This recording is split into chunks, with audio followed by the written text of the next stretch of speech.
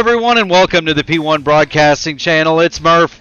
It's Caleb Brashear. You've got the Bash Brothers, and we're back live for 167 laps of AMA Archway Industrial Coatings Truck Series action for the Be Weather Ready 250 presented by SKP Storm Tracker 78. Caleb, the stages are shorter. We're in pickup trucks and not cars, and I bet you a shiny new dime that Greg Evans will not win tonight. Other than that, we're right back here at Texas, Caleb. Yeah, Greg Evans not able to make the field tonight unless he makes a last-second entry at this point. But we should have a new face on the top step of the podium. We have basically a whole bunch of drivers. The only driver that is in this field that has won earlier in the season is Ryan O'Donohue. He actually won the last race at Bristol, and he looks like he wants to try to go back-to-back. He didn't have the greatest Grand National race last night, and I know he wants some redemption for tonight. Yeah, Ryan O'Donohue's been blowing hot or cold. It's been feast or famine for the driver of the number 14 so far in the AMA, both on the Grand National side for the Outland Custom Arms Grand National Series and here in the Archway Industrial Coatings Truck Series. He does have the points lead, though, Caleb. 104 markers above the cut line. Julian Valadez is second, 3 points behind Ryan O'Donohue. And Logan Edwards, the old narc brain, he's in third. Matt Sizzler and Austin Hund will round out the top five, and all of those drivers, all of those drivers are in the field tonight. Yes, they are, and it should be an absolutely chaotic battle that we'll see here tonight. One main difference that we'll see here between the Grand National and the Truck Series is that the truck doesn't have as much horsepower, obviously, but this track will feel a lot closer to a Auto Club or Michigan in terms of how you're able to drive this thing and how the racing is going to be. It feels a lot more condensed, packy racing is what I'm trying to get at. It doesn't feel like a normal mile and a half like a Charlotte or even like a Kansas that we seen earlier in the Grand National Series. It will be a little bit closer racing that we see here because of the lower horsepower and just a slightly higher grip. In fact, you should be able, at least in the first portion of the race of a new set of tires, you should be able to take turns 3 and 4 flat out, which was not even remotely possible in the Grand National cars last night. Yeah, these trucks a little bit less horsepower. They are a lot more draggy. They have a lot more downforce, and that leads to exactly the scenario that my good friend Caleb Brashear was describing for this race at Texas. It's going to look a lot different, but at the end of the day, racetrack is a racetrack, and that's what we're looking at. The rules tonight, pretty simple. Stages at 40 and 80. We'll run the last 87 laps, hopefully without the intervention of the admin box caution flag.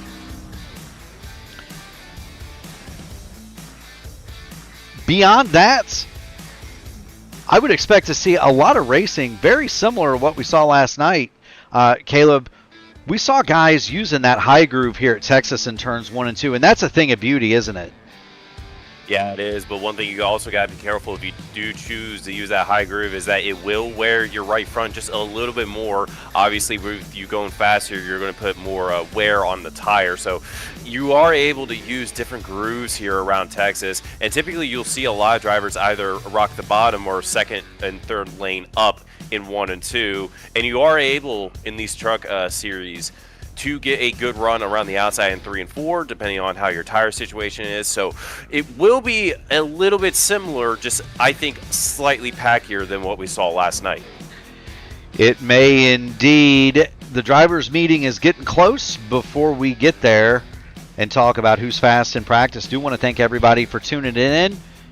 If you haven't already done it, make sure you hit the like button on the video, ring the bell, subscribe to the channel so that you can get in on all of the iRacing fun. Caleb, we are one subscription short of 2,400, so whoever hits it next is going to be the 2,400th subscriber to the P1 Broadcasting Channel, and we appreciate every single one of you. We also want to thank the series sponsor for the AMA Archway Industrial Coatings Truck Series. Archway Industrial Coatings is a St. Louis-based flooring company that have been getting the job done for years.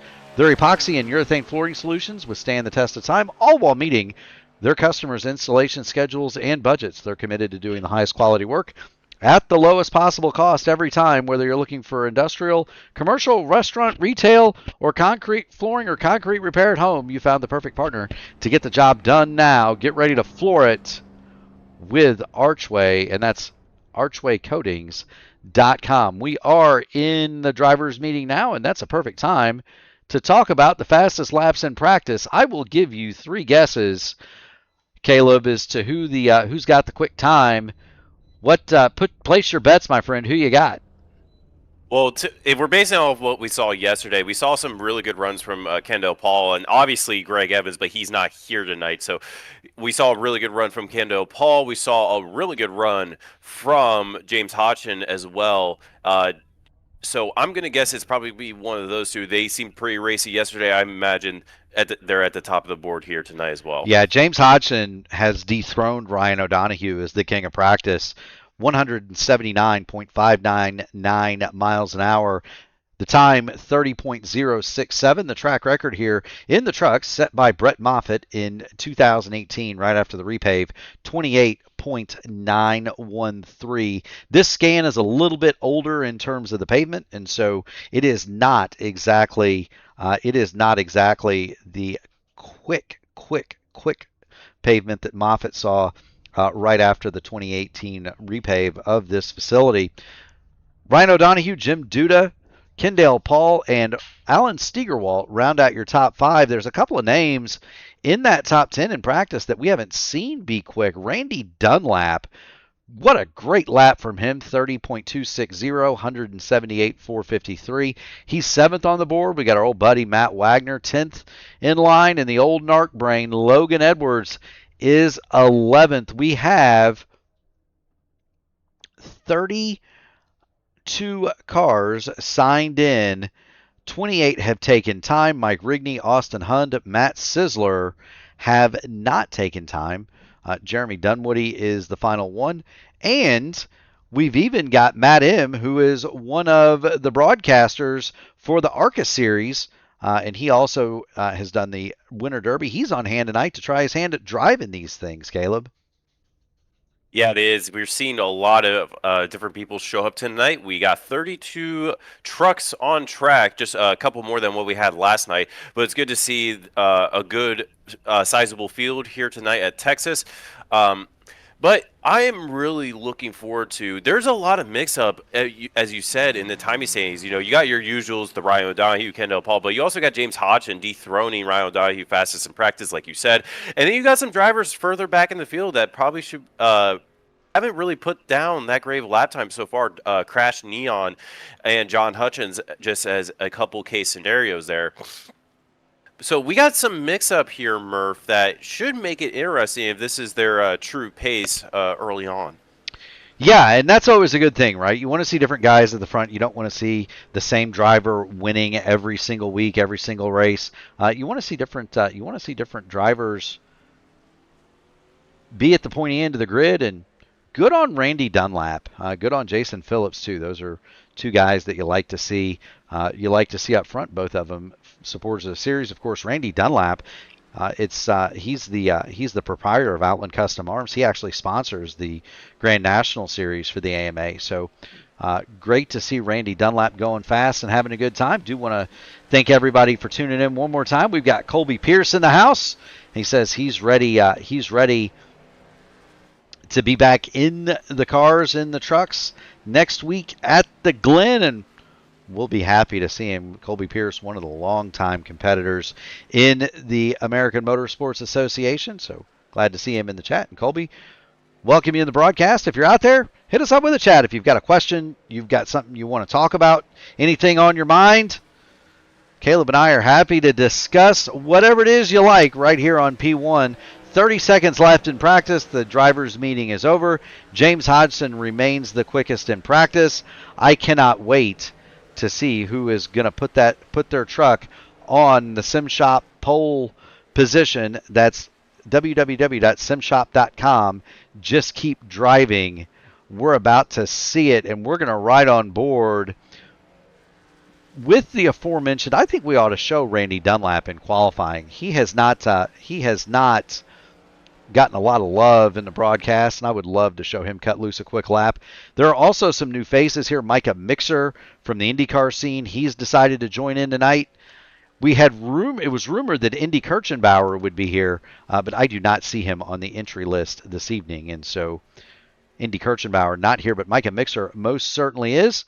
Qualifying has ended, and we're ready to set the field here at Texas. I always love that low camera in the grass, in the painted grass there, Caleb.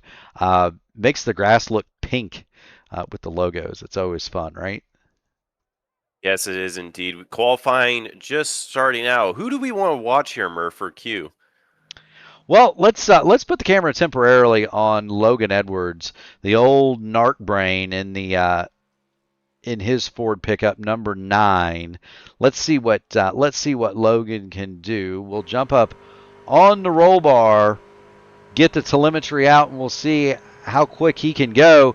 Now, Logan is doing the thing where he is rolling very slow on his out lap, and he's basically going to throw away lap 1 and go for lap 2, Caleb.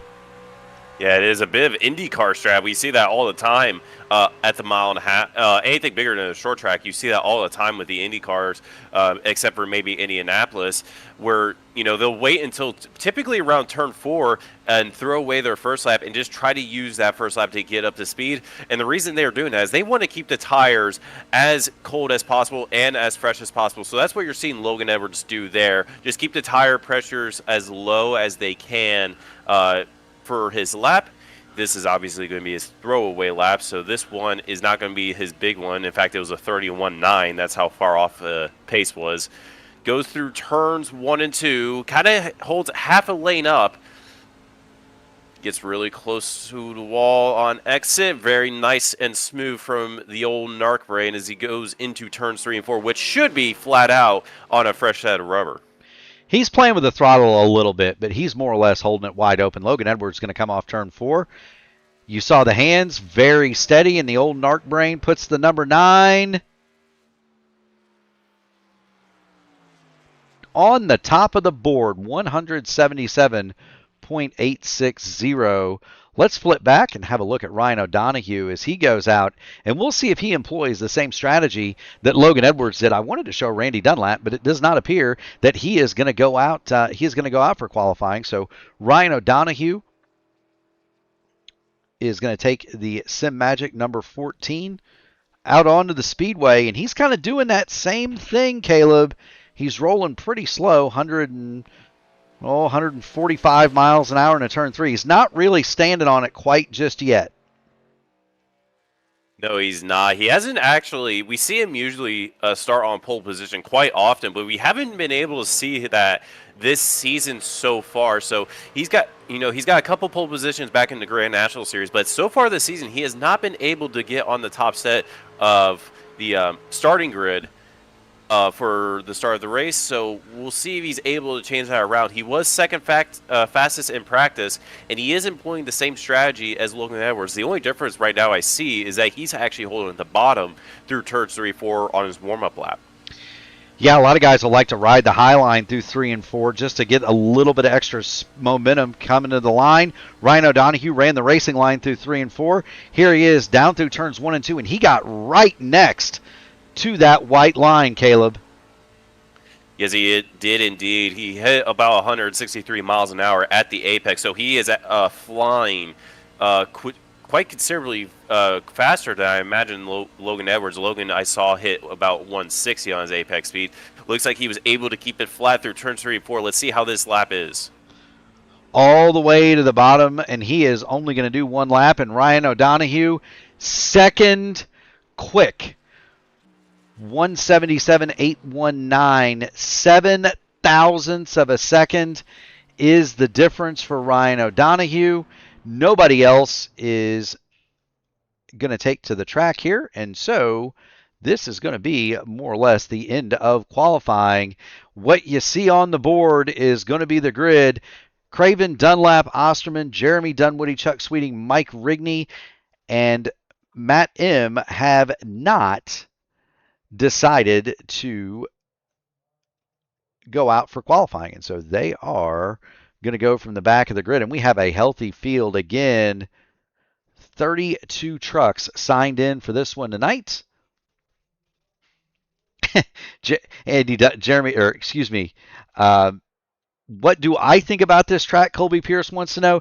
It's been pretty well documented that Texas is my favorite track in iRacing, and I'll talk a little bit more about why here in just a little bit. But we've got a starting grid to go to, Caleb.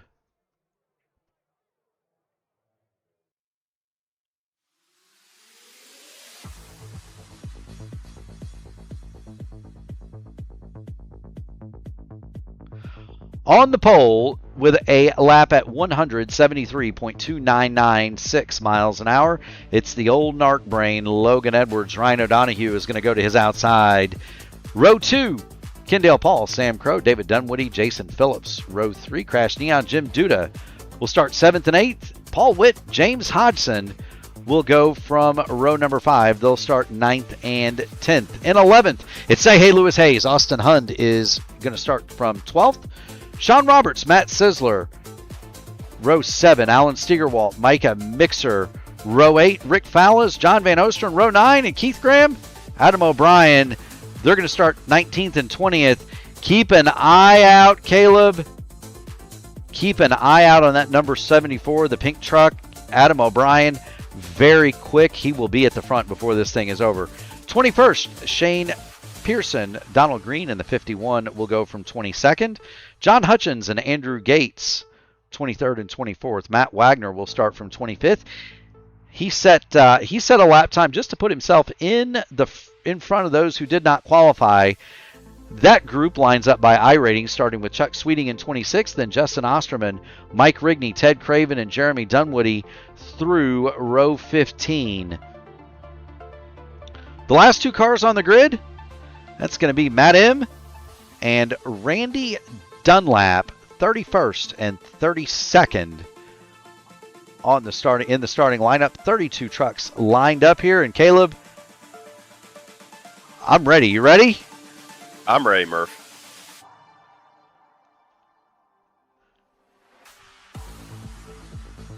Love the music, my friend. It's always, I don't know.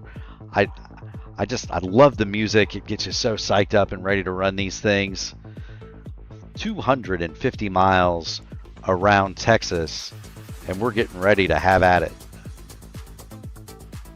Yeah, it'll be interesting. This is, I believe, Logan Edwards' first pole position in the series, so it is great to see him out towards the front of the field. We know he's run very strong this season. It looks like he's able to put on pole, and let's see if he's able to claw back a little bit of that championship lead that Ryan O'Donohue has. Yeah, let's do it. Let's also take a look at the weather. The sun is going down. The lights are coming on. 78 on the track, 78 in the air, 80 in the track.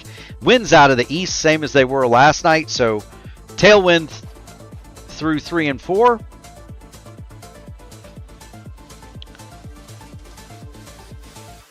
Wind on the nose in 1 and 2. Green flag is out, and we are underway here at Texas for the AMA Archway Industrial Coatings Truck Series. Logan Edwards bolts away from pole position, and away we go, Caleb. Yeah, he does. He holds that bottom line, and he got a little bit of a shove from Kendall Paul that's right behind him, but he's able to get out in front of Ryan O'Donohue and clear him off turn number 2. Let's see if Ryan has anything for him going back through 3 and 4. Logan has the clean air at the moment, so he won't. He'll be at a little bit of advantage and obviously a track position advantage. Meanwhile, first 4 cars, their single file is pretty much 2 by 2 by 2 all the way back to basically the back of the pack behind them. It is indeed. You've got David Dunwoody looking at Kendall Paul for third. Meanwhile, battle for the lead is about to heat up. Ryan O'Donohue is stalking Logan Edwards for that top spot. We'll hop on board Ryan O'Donohue and see what it's like to ride shotgun with the AMA Archway Industrial Coatings Truck Series points leader O'Donohue, looking right at the television panel of Logan Edwards. Now, did O'Donohue learn last night, Caleb? Don't burn the tires. Caution is out. Caution, yellow light. It is Matt Wagner, slow on the front stretch. Caution is on the Speedway. And let's see what's befallen Matty Wags. No meatballs thus far, Caleb. So we'll just have to have a look-see and see what's going on for Matty Wagner.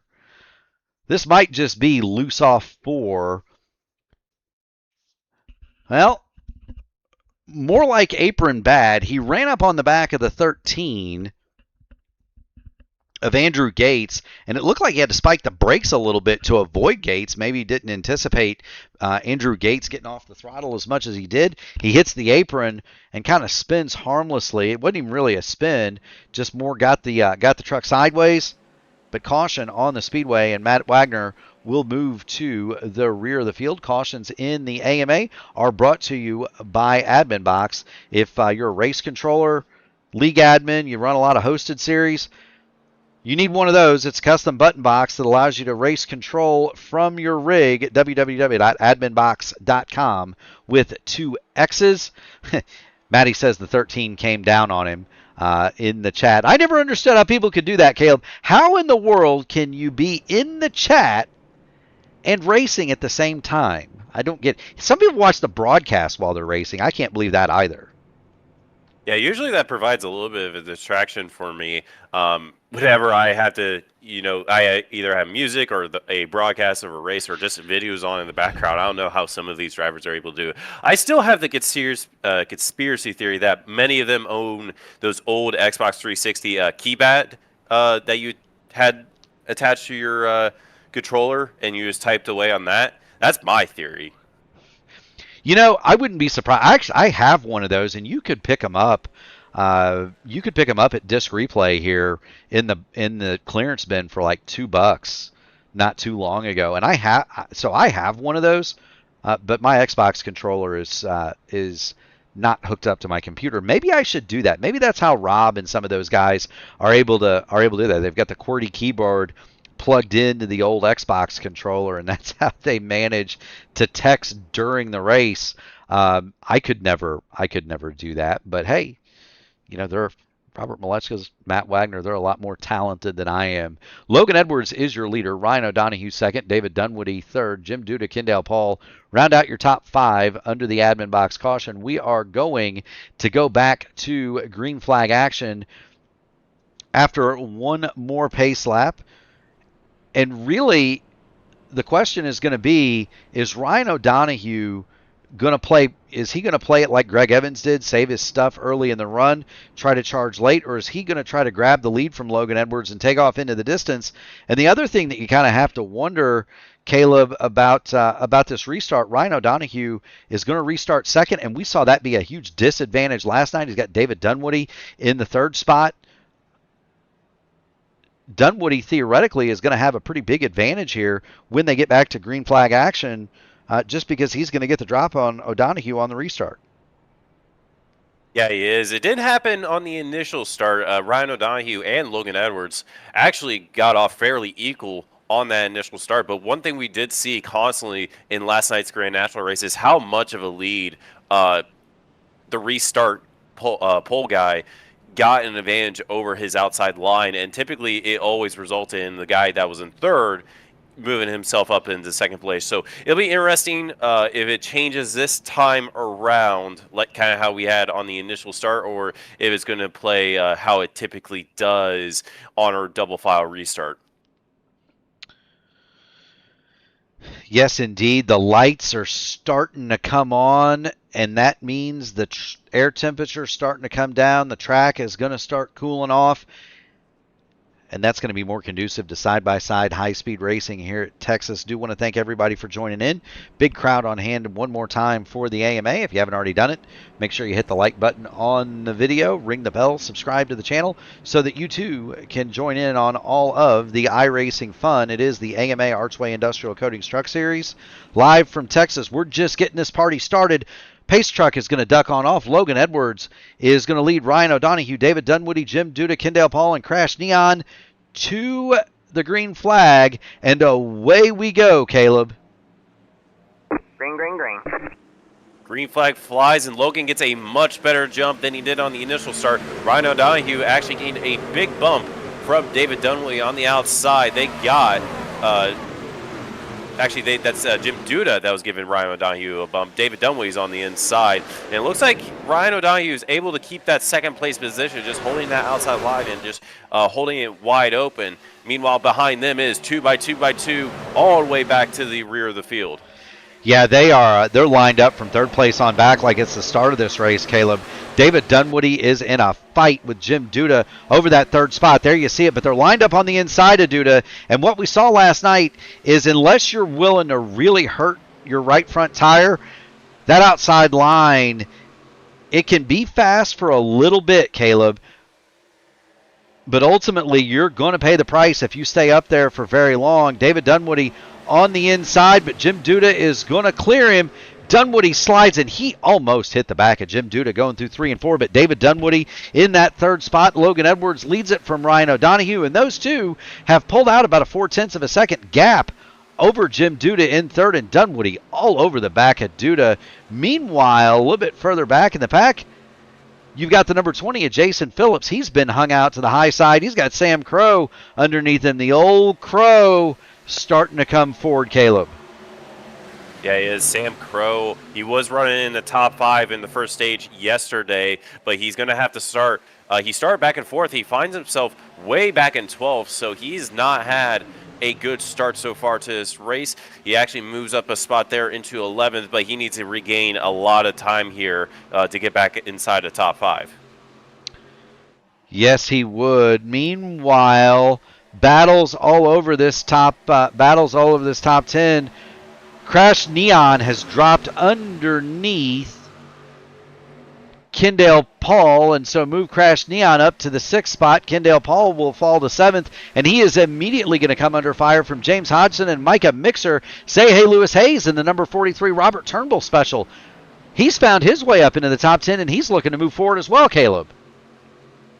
Yes, it is indeed, and I guarantee you we're starting to see a lot of the drivers that started up towards the front of this thing just kind of try to save their stuff early on. It is a 40-lap stage, so not as long as what we saw in the Grand National Series, and there's a little bit less tire wear, but that doesn't mean they have to, they could go flat out the entire time. That's what Kendall Paul is. I guarantee you that's what Sam Crow is thinking as well.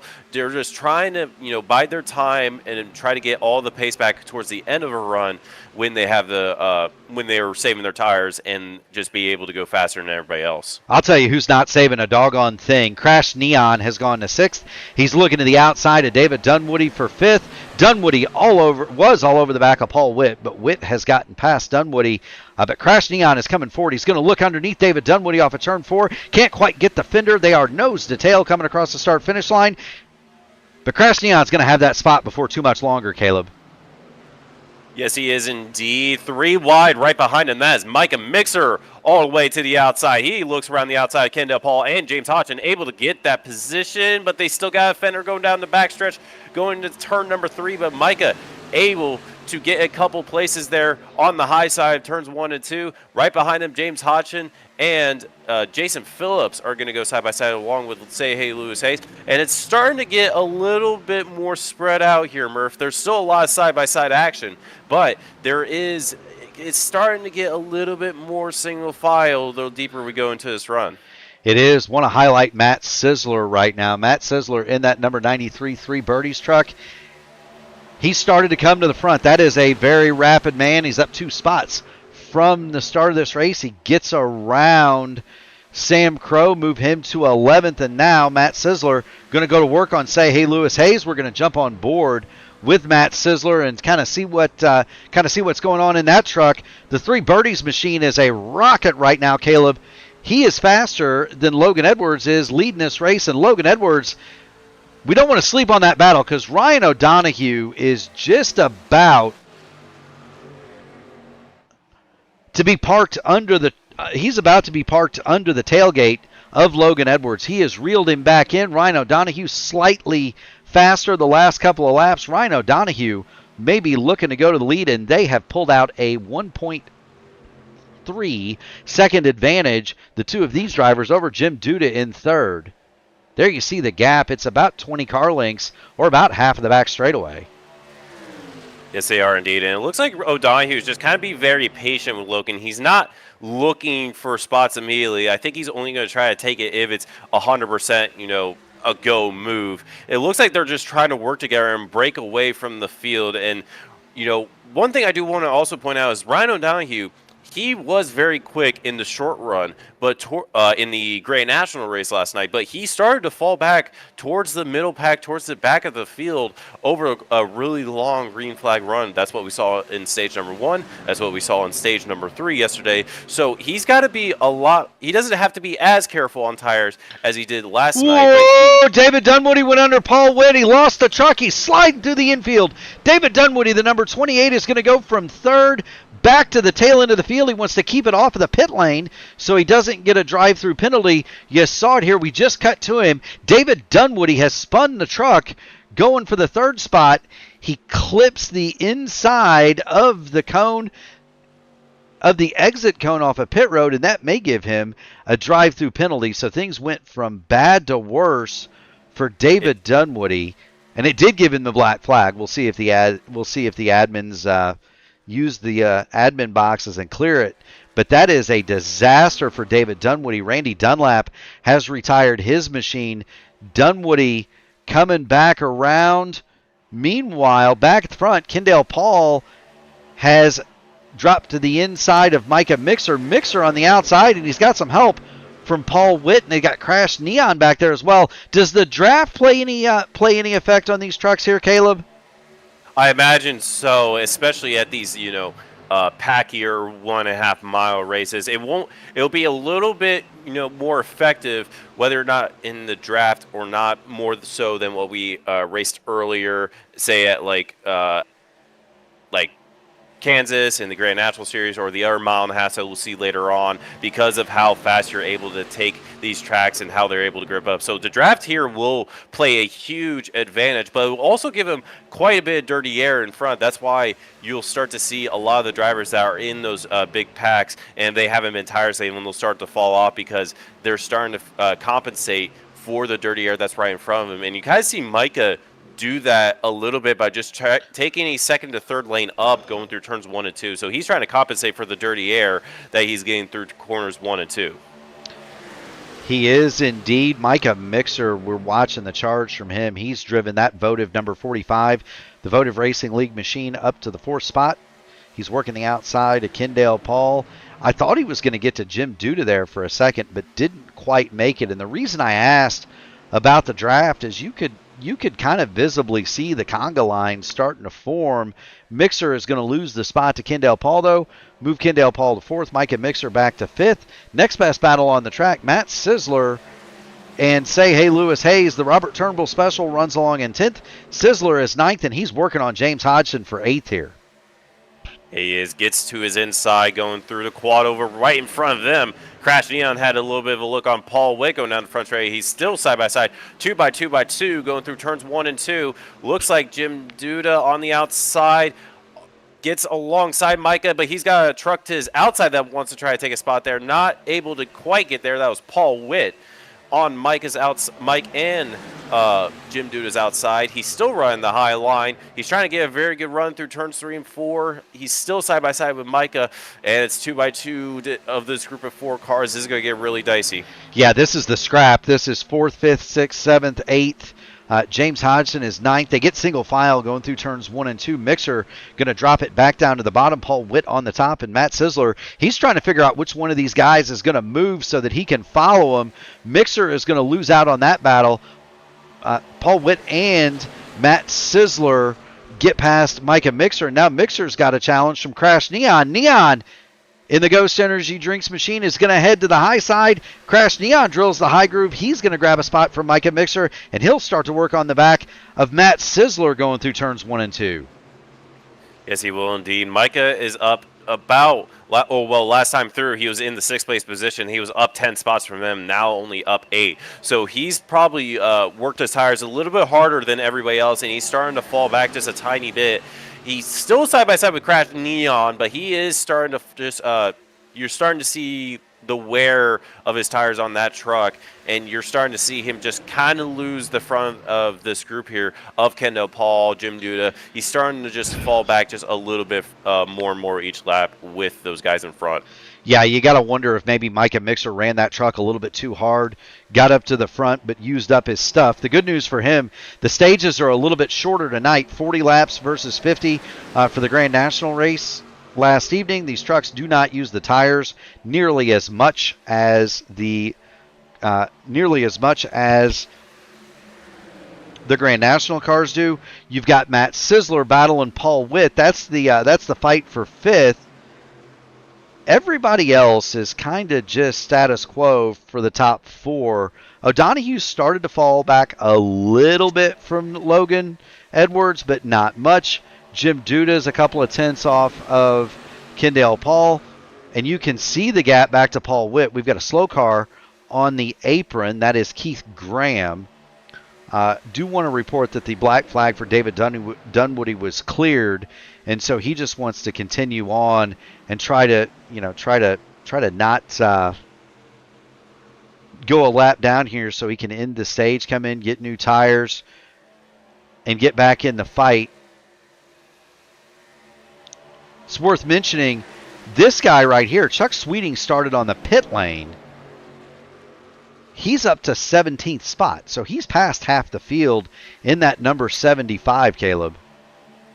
Yes, he is indeed. He's gained 9 places so far, but Justin Osterman also chose not to qualify there along with Chuck Sweet. He's currently up over 10 positions as well. He's currently in the 16th spot. So both of those drivers have gained quite a bit of time. Jason Phillips, which is right in front of them, has actually started in the 6th position. He's kind of fallen back quite a bit. He's in the 15th spot. So we're seeing a lot of shuffling in this race. A lot of drivers, kind of saving their stuff. A lot of drivers pushing their stuff, and you're starting to see the effects of that.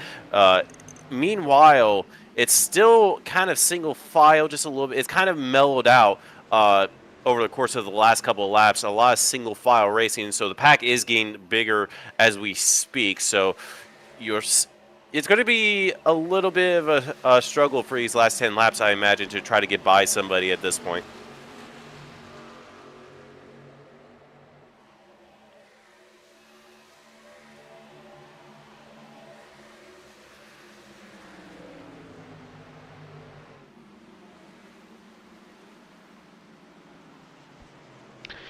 We are looking at Mr. Excitement, Justin Osterman. He's up to the 16th spot after not qualifying. Do want to point out that there is a bit of an issue here in the middle of the pack. Micah Mixer has begun to blink a little bit, and there you see his car disappearing while he's racing with Austin Hund. Hund, another one of those cars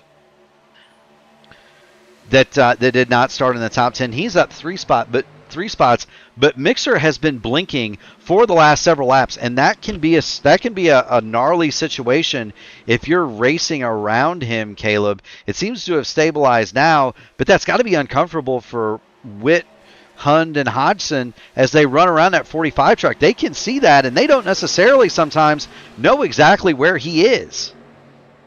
Yeah, it's always a tricky situation when you got a blinker on track. They're starting, they're having those packet loss issues, and they could disappear right in front of you, and then all of a sudden they come back 3 seconds later and they're inside your truck. That's happened to me quite a few times, but it seems like it's stabilized now enough to he's actually able to get side-by-side battling. He's currently still alongside Austin Hunt, Micah on the top side, Austin on the bottom, and again, like I said earlier, Micah seems to have worn his stuff early on in the stage, so he is still kind of falling back a little bit. Probably pushed his tires just a little bit too hard there, Murph. Yeah, I would think so, and he's going to have to be careful. At this point, you kind of want to take your medicine, learn what you can learn, and go on about your business for the second stage. I'll tell you a guy that doesn't need to learn much is out there in the lead. That's Logan Edwards. He and Ryan O'Donohue have built a 2-second lead over Kendall Paul in third. The nearest battle in the top 5 is Jim Duda. He's looking out the back at Matt Sizzler, and Crash Neon has not given up on Matt Sizzler. He's going to swing it to the high side, going through turns 1 and 2 as we get down to the last 6 laps of the stage. Yeah, Crash Neon. He's kind of in the position where he started 7th currently, fighting for a top 5 position. He gets a little bit, I don't know if he quite hit the wall there, but it looked like he got very, very close, and he's able to clear Paul Witt on the inside there, and now he's still on the back of Matt Sizzler, trying to look for a top 5 place. He's trying to run that inside line, but doesn't have a fender to get alongside.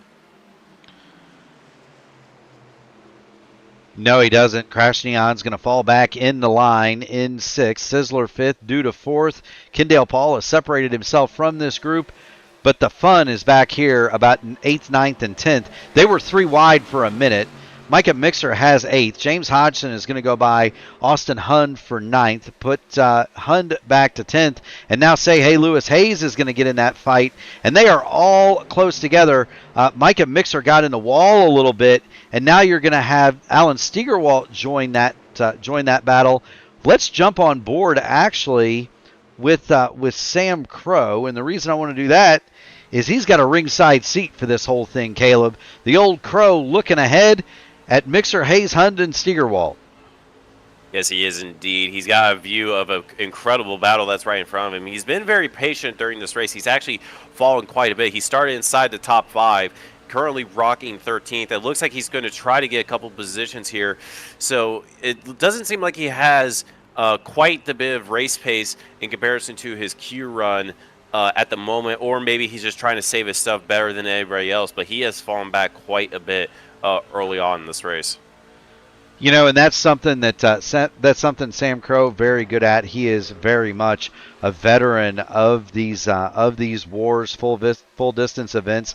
I always kind of liked it. Austin Hunt tags the wall. I always kind of like to use the first 2 stages almost as testing sessions, Caleb, just to kind of see what the automobile was like under race conditions. You can practice all you want, but you never really know until you get in a race exactly what you got.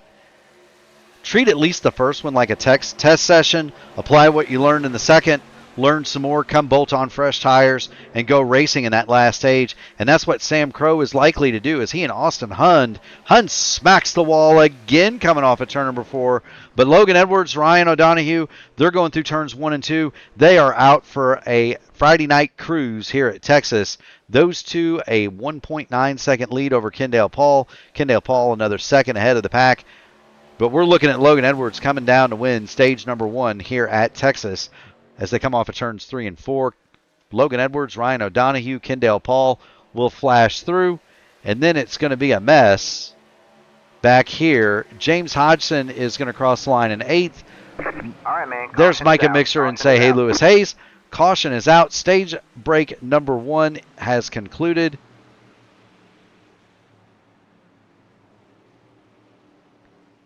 And it's this man, the old narc brain, who's going to bring home the stage win, Caleb. Yes, it is indeed. He's led all the laps so far. He got the pole position. I wonder if he's going to try to do a clean sweep here, Murph. You know, that would be max points for him, and that's kind of what he needs. He's in the third. He's in third in the points. Julian Valadez second. Valadez is not here, so Julian Valadez not in the field tonight. Ryan O'Donoghue, Logan Edwards are the top 2 in points that are present. Edwards, for the record, 18 points behind Ryan O'Donoghue. Matt Sizzler is a further 29 points in arrears. He is effectively 4th in the points. And then you got to go back to Austin Hunt, who is effectively 4th.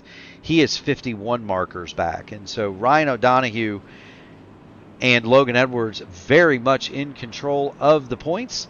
Do want to congratulate Logan Edwards for the win in stage number 1. Stage number 1 sponsored by Track Racer. If you go to their website and you enter the web address, just like I'm going to put it in the chat, that promo code will get 5% that comes back to the AMA for their end of season point fund. That's trackracer.com with the following promo code as we head on to pit road for our first round of pit stops.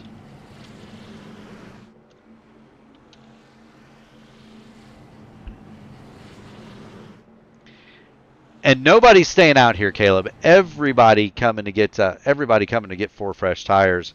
No exceptions here. Yeah, it is, and typically that's what you see as a strategy-wise. They only got 4 sets of tires. So basically, your strategy is you're going to pit at the end of the first stage, take 1 set. Pit at the end of the second stage, take a second set. We see them all come off pit road. Logan Edwards is going to lead them. We got a bit of argy-bargy in the back there. I believe it was Jim Duda, Matt Sizzler, and Crash Neon almost coming together in pit road. Thankfully, they all ghost together when you're in pit lane, so no harm, no foul there. But you'll typically, when you only get 4 sets of tires in the truck series, you typically use one at the end of each stage, and then you'll use one in the third. And that's where really we see the most strategy there is in that third stage of when they take that third set of tires, because they do have to pit for fuel here. Some races we've had so far in the season, they've been able to get to the end of the third stage without pitting at all, based on how the fuel run is. So here they actually have to. They can't make it on a full stint or for the third stage, so they'll have to come down for tires at some point. It's just a matter of when they do and how much they want to be on that old set of Goodyear rubber in the third stage. Yeah, and look, that's that's going to be where the race is won and lost. The car in front of Logan Edwards of the truck is Keith Graham. He is 15 laps down. Do want to thank everybody for joining in. If you haven't already done it, make sure you hit the like button on the video, ring the bell, subscribe to the channel so that you can get in on all of the iRacing fun. We also want to thank the series sponsor, Archway Industrial Coatings. Archway Industrial Coatings is a St. Louis-based flooring company that have been getting the job done for years in the St. Louis area. Their epoxy and urethane flooring solutions withstand the test of time, all while meeting their customers' installation schedules and budgets. They're committed to doing the highest quality work at the lowest possible cost every time, whether it's industrial, commercial, restaurant, retail, floors, or concrete repair at home. You found the perfect partner to get the job done. Get ready to floor it with Archway, www.archwaycoatings.com. Looking at Logan Edwards, he is your leader. He's going to have Ryan O'Donohue to his outside. Kendall Paul, Matt Sizzler, row 2. Jim Duda and Crash Neon are in row 3. The pace truck getting ready to duck away. And we're going to have 36 laps of action. We're going to get the next stage break at lap 80. Pace truck is off. Barney's got the green flag in the air. And here we go, Caleb. Stage number 2 is on. Yeah, and Logan Edwards gets another great jump over Ryan O'Donohue. Kendall Paul on his inside of Ryan O'Donohue. It looks like O'Donohue is going to clear him as they go through turns 1 and 2, but Kendall Paul gets a run back on the inside. Let's see how they are coming on to the backstretch. They're still side by side. Kendall's got a quarter panel on him. They're still side by side. Ryan O'Donohue's going to have to run that high line, and this is going to be a battle for second right here, Murph. Yeah, there you see it. Ryan O'Donohue on the top, Kendall Paul on the bottom, and Logan Edwards is loving this because he is able to pop that baby into high gear and start driving away. Ryan O'Donohue fights back on the outside. He is going to claim second, maybe. Kendall Paul hanging tough on the inside. Caleb, this is a dogfight for that second spot. Yeah, and all that's doing right now is that's allowing Logan Edwards to get away a little bit. The more these two trucks fight, this is a slightly shorter stage. Technically, it is still 40 laps, but with the caution running at the very beginning, they will run a shorter green flag distance. So they're able to push just a tiny bit harder, but you'll see a lot of drivers still saving. But this is quite unique. We usually don't see Kendall Paul this aggressive early on in the stage. Usually he's one that is a master of saving tires. So to see him being able to push Ryan O'Donohue for second place right now is kind of interesting. And we'll see if that affects his tire wear over the course of this second stage. We'll see another driver at the spin on the move, Matt Sizzler. He's to the outside of Jim Duda. They touch coming off at turn number 4. Sizzler trying to claim that 4th spot from Jim Duda. As they head off into turn 1, Sizzler on the high side in the Three Birdies Toyota. He's got Jim Duda on the bottom, and they're door banging going through 1 and 2. And Crash Neon says, boys, you keep that up. I'm going to drive right by both of you. Yeah, this is getting very reminiscent of what we saw in the first stage. A lot of close side-by-side action, but it is fairly more spread out, actually, in comparison to how early on Stage 1 was, where it was basically 2x2 for the first 10 laps. of the stage. Right now, it's fairly single file. Besides Matt Sizzler and Jim Duda, oh, they're rubbing fenders through turns 1 and 2, and Crash Neon is trying to get around them. He might set up a 3-wide pass here. He looks to the bottom. He's going to back out of that, Caleb, and that's going to let Paul Witt pull to the high side of Crash Neon. He thought about it, muscling his way to the inside, but now we're 2 by 2 by 2. This is 4th, 5th, 6th, 7th, 8th, and 9th, because James Hodgson is in that mess as well, and they've got Sam Crow along. That number 8 truck is back in 10th, so 5th through 10th, throw a blanket all over them, or throw a blanket over those trucks, and there's more on the way. Austin Hunt, say hey Lewis Hayes, and Mr. Excitement has started to lurk. Justin Osterman has started to draw near into this battle, and there's a guy that we know that'll muscle his way through. If that was Justin Osterman and not Crash Neon, they would have been 3 wide going into turn 3, Caleb. Yes, they would indeed. They're still 2 by 2 a little bit, but it is getting a little bit more calm. But as I say that, Mike and Mixer looking to the outside of Crash Neon down the backstretch. He was able to get a fender on him. He's got to run and go through turns 3 and 4. He's rocking that high side. He seems to love that high side in these trucks here at Texas. He's been rocking it the entire night. And right now, he's still trying to get past Crash Neon. Wasn't able to clear him going down the front stretch. Crash should have a good run on the bottom, though. There's a bit of a gap in front. Micah's still there, but this is very close battling for the 7th place position. It looks like Micah's going to get him down the backstretch, and they're going to go 3 wide here, Murph. Yeah, they are. They're going to think better of it, though. Micah Mixer has cleared the battle between Crash Neon and James Hodgson, and now Neon is in all sorts of trouble. He's lost at least 4 spots, and now he's got Sam Crow to his inside. That's also kind of allowed this second group, that's allowed them to kind of, as they got single file, pull a little bit away from Hund, Osterman, say hey Lewis Hayes, Alan Steigerwald's back there. Chuck Sweeting is pulled into the 15th spot, but it's allowed them to get some distance on these trucks. Justin Osterman is trying to get by Austin Hund for 11th, and that would be a boon for Osterman, because remember, he started pretty deep in this thing, 27th. He's passed 15 trucks, trying to make it 16. Yeah, he is, and he didn't get the greatest race last night. Got involved in a couple incidents there, so he's looking to redeem himself. He chose not to qualify for the truck race tonight, but it looks like he is on a charge to the front and a charge inside the top 10. But he's still side by side with Austin Hunt, and that's just going to kill both of their tires just a little bit more. They got Crash Neon right in front.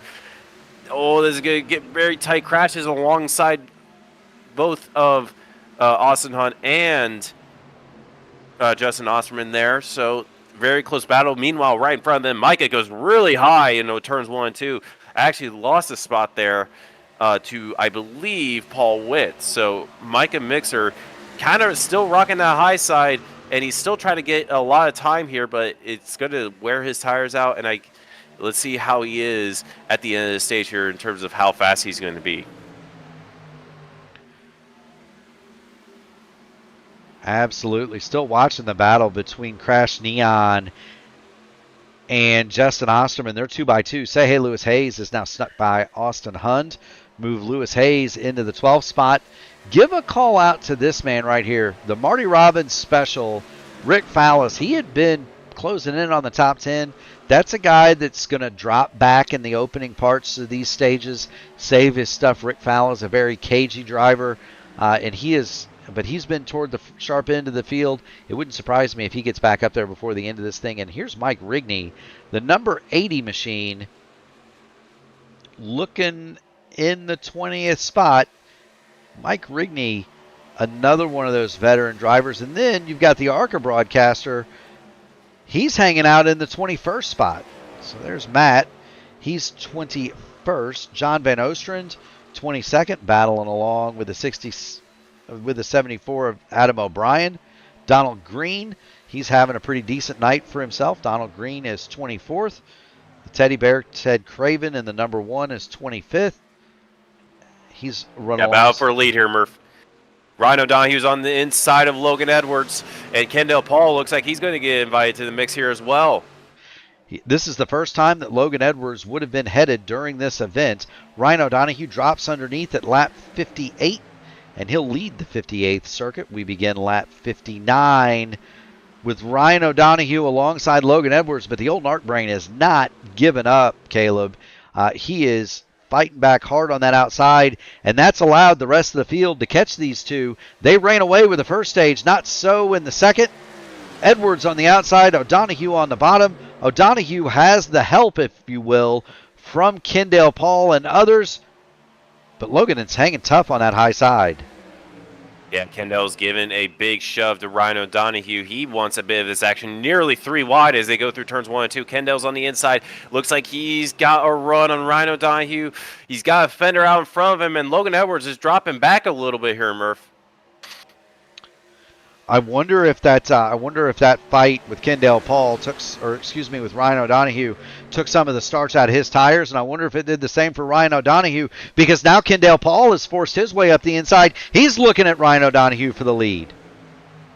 Yeah, he is 2 by 2 for the lead. Ryan O'Donoghue on the outside as well as Logan Edwards.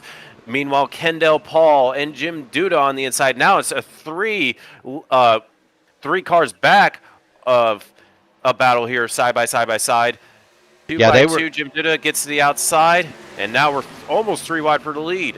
Yeah, Logan Edwards is thinking about making that a 3 wide party for that top spot. They were 2 by 2 by 2, 3 rows deep for the top spot. It's Ryan O'Donoghue leading just barely at the line. I think he led that one over Kendall Paul. Kendall's going to back out of that. He'll let Ryan O'Donoghue have that lead mid-corner, but Kendall Paul trying to get the run on exit, trying to get back to the inside of Ryan O'Donoghue as they go down the backstretch. Can he do it, Caleb?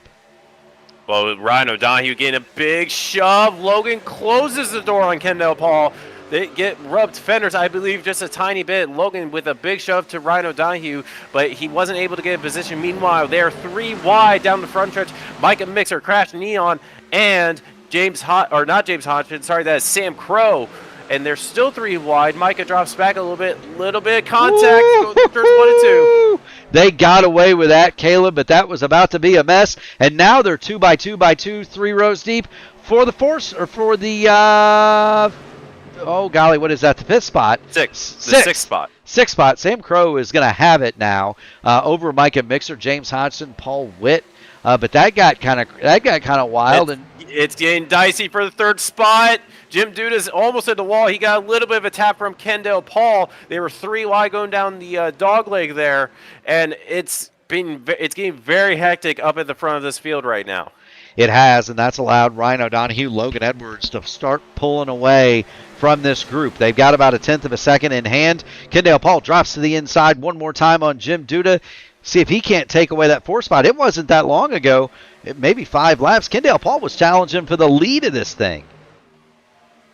Yes, he was, and it makes me wonder if he's worn his tires out a little bit. Usually he's really good on these long green flag runs of able to keep the tires underneath him. We saw him do that yesterday in the Grand National Series, but it seems like he's dropped back quite considerably, battling with both Logan Edwards, and now he's battling Jim Duda. This is only going to hurt his tires even more. So Kendall, little bit of contact with Jim Duda going through 3 and 4.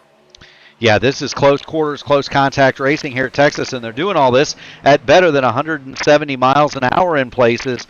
Kendall Paul is not willing to give up the fight with Jim Duda, and you see him continue along here at Texas.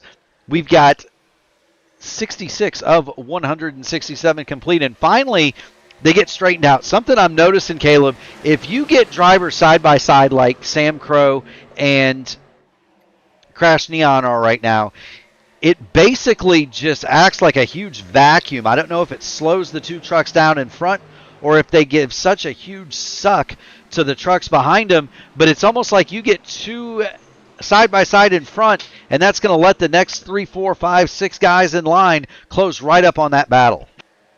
Yeah, that's just holding everybody up when you go side by side. There's a 3 wide battle way in the back there. I believe that was David Dunwoody and Say Hey Lewis Hayes. I believe that was also Alan Steigerwald that briefly made a 3 wide way in the back there. Cars getting loose off of turn number 4. They're starting to burn off that right rear in this middle portion of the pack. There's a giant giant battle for basically fourth on back. The top three have kind of broken away just a little bit of Ryan O'Donoghue, Matt Sisler, and Logan Edwards. They're kind of breaking away, having a single wide race in front of them. Meanwhile, everybody else is basically at war with each other. Crash Neon looks up the inside of Paul Witt. Doesn't get a fender on him. He's going to have to drop back and file in line there. Sam Crow's to Paul Witt's outside. He's trying to get the or trying to hold on to the sixth place spot there, Murph.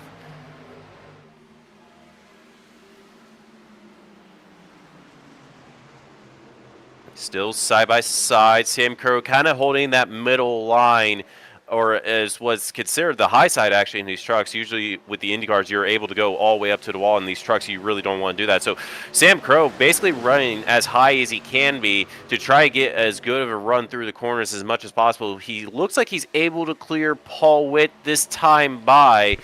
Yes, he does, and that allows Austin Hunt to get a run on his outside. Crash Neon is still on the inside. He hasn't been able to get around these three cars in front, but meanwhile, Paul Witt gets another good run on Sam Crow. We're going to have contact coming off of turn number 2. Sam Crow and Paul Witt door slam off the exit of turn number 2. They're going to be 3 wide behind Sam, and this is going to get dicey because there's not room for 3 on exit here usually. They're 3 wide now. Hodgson on the bottom, Witt in the middle, Austin Hunt on the top. They made it work. Oh, they're getting a little bit of fender touching there, Murph. Yeah, this is as close as it gets, and they're staying 3 wide now. 8th, 9th, and 10th, 3 abreast. That's allowed Justin Osterman into this fight. And if you see the rainbow-hued car truck sneaking in the picture, that's David Dunwoody. He's passed 12 trucks since the start of this stage. Big loose, Paul Witt on the top. Oh, still loose. Still loose on the top there, Murph. Well, it's easy to be loose when you've got Micah Mixer, the nose of Micah Mixer's truck buried under the rear spoiler of your automobile, and the rear wheels are not on the ground. It's real easy to be big loose then, Caleb. Yes, it is indeed. James Hodgson on the inside of Paul Witt. They're still 2x2. They're basically 2x2, 9th on back, all the way to the back of the field here. This is very, very good racing. James Hodgson still on the inside of Paul Witt. He's not able to quite get the run on the inside and clear him going through the corners. Paul Witt still using that high line to his advantage, getting really good runs down the straightaways. We'll jump into the P1 airship and let the fans at home get the bird's eye view of the action. And this is a really great way to kind of see who's got the run going, who's falling back, who's got momentum, and who doesn't, which line is moving, which line isn't. They are single file for just a few moments. Micah Mixer got up and touched the wall just a little bit. Interesting to note, a couple of trucks that are kind of sneaking into the frame. That's Mike Rigney in the 80. He's up to the 15th spot. David Dunwoody has clawed his way to 16th from the back. And so we've got some guys moving through the field here. Another one that's moving, Justin Osterman. He's alongside Paul Witt one more time. Yeah, he is. They're still side by side. It seems like Paul Witt dropped a little bit back once James Hodgson clears him, and it makes me think if he's worn his tires out, he only has to go another 5 laps after this one to try to make it to the end of the stage. So he's trying to hold on. One driver that has dropped back quite considerably is Micah Mixer. He's back in the 13th spot. He was fighting just outside the top 5 at the beginning of the stage. So it makes me wonder if he's absolutely burned his tires off. He's still hanging on the back of Alan Steigerwald, Justin Osman, and Paul Witt. Meanwhile, Steigerwald taps the wall. Micah goes through the grass a little bit. He's trying to get a fender on the inside, not able to quite get there, but they are single file at the moment throughout the majority of this field right now. How about this fight? You got cars, you've got trucks using surfaces that are paved. You've got them using some places that aren't. Micah Mixer climbs to the outside of Alan Steigerwald. He's going to do battle for that 12 spot. Meanwhile, Justin Osterman, Paul Witt, they're putting on a show for the final spot in the top 10, Caleb. The battle of who brings out the stage caution, basically. Stage caution always comes out when the 10th place car crosses the start-finish line, and these guys are battling to see who's going to bring it out. So Paul Witt still on the outside. Does it go 3 wide? I think yes. That is the 87 of Alan Steigerwald on the inside. He looks up the inside. He's able to clear Justin Osman, Mr. Excitement, but he's still got Paul Witt on his outside. And I think Alan has the best tire advantage over the rest of the field. Micah now is alongside Mr. Excitement, but he's getting a little bit loose through the straightaways, and he is able to clear him going through turns 1 and 2. He is indeed the 87. Alan Steigerwald drops to the bottom of Paul Witt. And that looks as though it's just a matter of time. We'll jump into the blimp. And you can kind of see this is a great illustration. High line versus low line, where they have to lift, who gets the momentum and where it goes. Can Paul Witt hold off Alan Steigerwald for the final position in this top 10? We're going to have 2 laps to decide it. Paul Witt clears Alan Steigerwald. And that's going to leave it back up at the front. Ryan O'Donoghue leads it from Logan Edwards. Matt Sizzler has now become the first driver to keep up with this duo. Sizzler is going to make it a 3-way fight. I don't think he's going to do anything for position just yet, but he's shown that he is the only one thus far on a long run that can stay with O'Donoghue and Edwards. Yeah, he is. Lap 80, white flag lap of the stage here. Logan has been quite faster over the last 5 laps over Ryan O'Donoghue, but it hasn't been that much faster. So Logan was saving stuff a little bit, I guarantee you, when he was going side by side with Ryan O'Donoghue, but wasn't able to catch back up, saving his tires towards the end of the stage. Ryan O'Donoghue comes through turns 3 and 4. Logan has a run on the outside, but not able to get a fender alongside. Ryan O'Donoghue is going to win the stage. Logan Edwards second, Matt Sizzler third. Is your top 3. All right, man. Caution is Not out. enough Caution is out. steam. And we got a car through the infield. That's Alan Steigerwald going through the infield as the stage ends. There is Alan Steigerwald. Let's see how he got his truck dirty. He's racing with Paul Witt as they come to the stage break.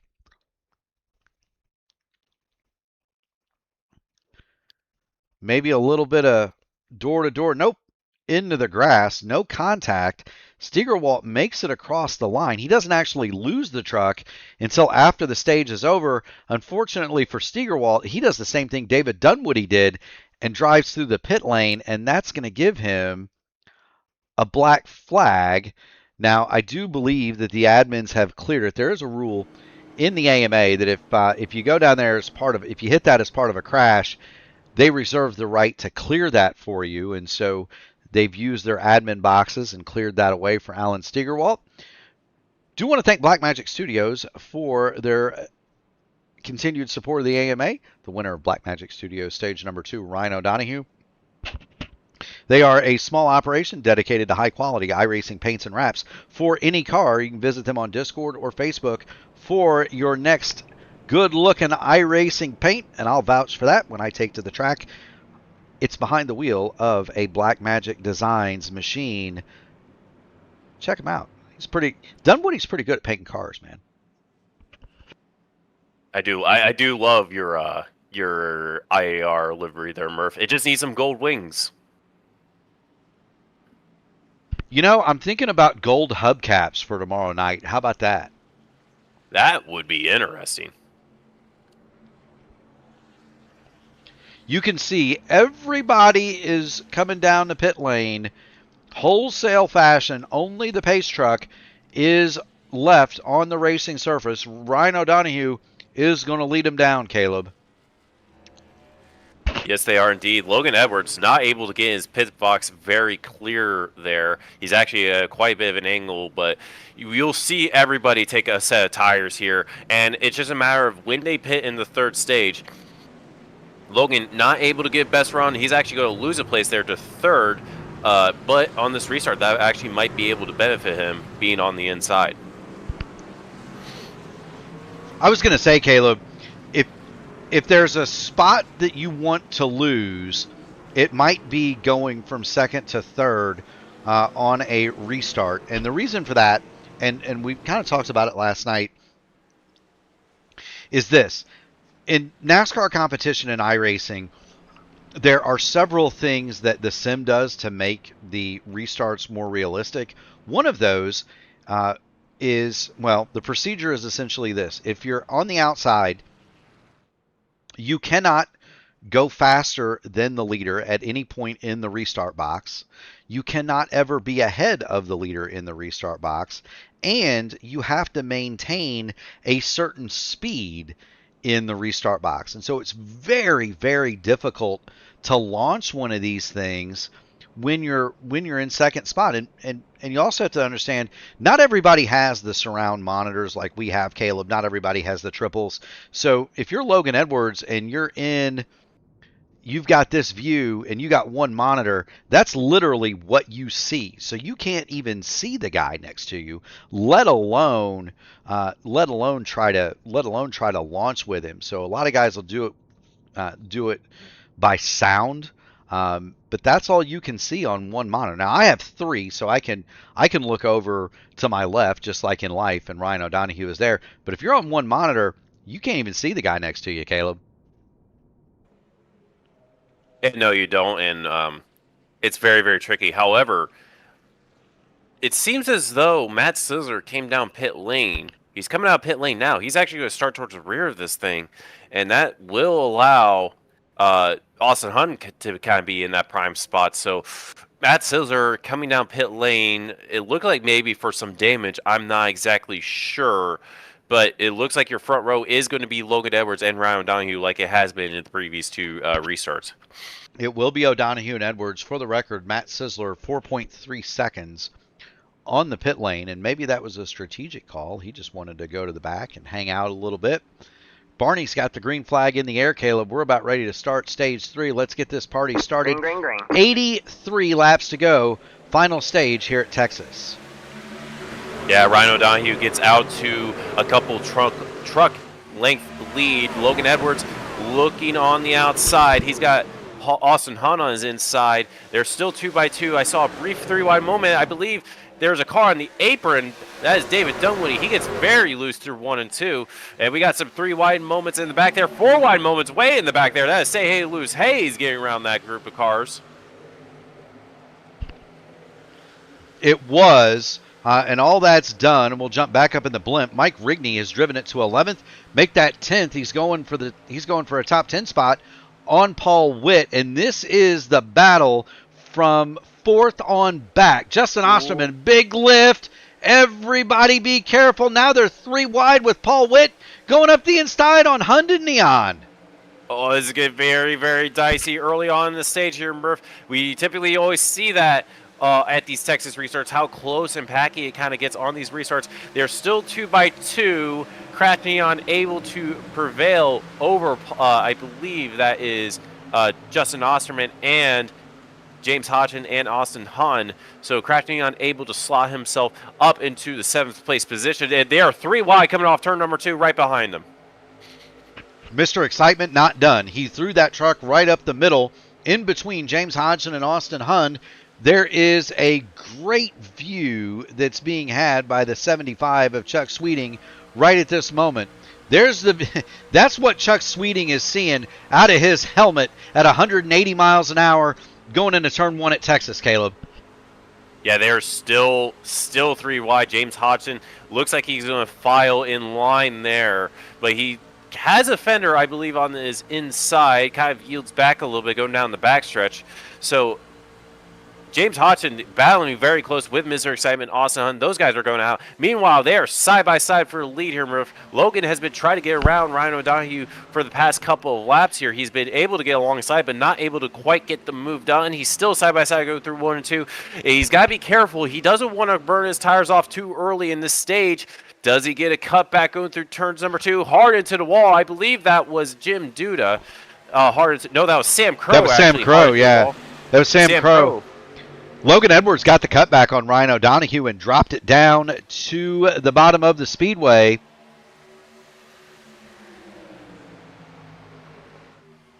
Ryan O'Donohue trying to make that outside work.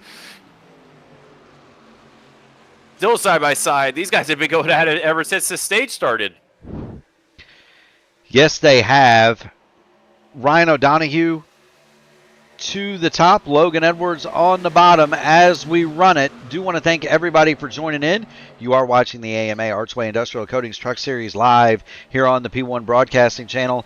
If you haven't done it and you like this kind of action, and who doesn't, hit the like button on the video, ring the bell, subscribe to the channel, so that you too can get in on all of the iRacing fun.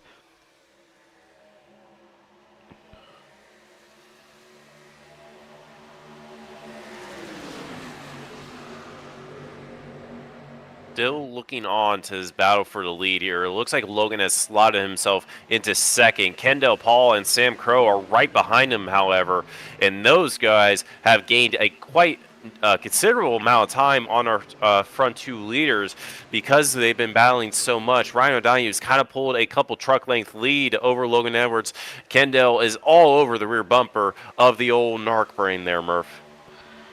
Yes, he is, and I do want to thank everybody for your patience. For whatever reason, Caleb, my internet has decided to go a bit on the wonky side. I haven't seen any skips on my screen, but I'm getting the YouTube error. So I want to thank everybody for your patience. There is some inclement weather in my area, so it could be a bit of that. Ryan O'Donoghue has begun to streak away from the field one more time over Logan Edwards. Sam Crow, he bounced it off the wall, but he's in third. He's also got a fight on his hands with Kendall Paul. Yeah, Logan Edwards able to get a very good run through those last set of corners. Meanwhile, Sam Crow, he's been kind of midfield the entirety of this race. Now he finds himself back inside of the top five. He did start fourth at the beginning of this race, but he's kind of fallen back. But now he is gaining a lot of time on our leaders here. He slots himself into third. Kendall back to fourth. Paul Witt all over the rear bumper of Kendall Paul now. And they're going to go side by side behind them of Crash Neon and Jim Duda.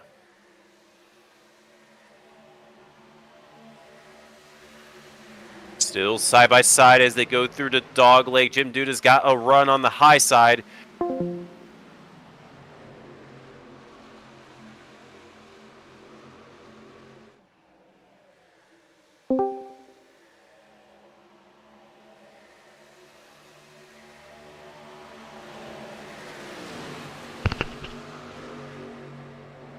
Yes, he does. We're watching Crash Neon, Jim Duda as they do battle. This is for the 6th and 7th spot. You've got Mr. Excitement, Justin Osterman, has the best seat in the house. I'm trying to troubleshoot a bit of a connection issue here, Caleb. And so wanted to kind of just let the fans at home know what I'm doing. And I appreciate everybody's patience.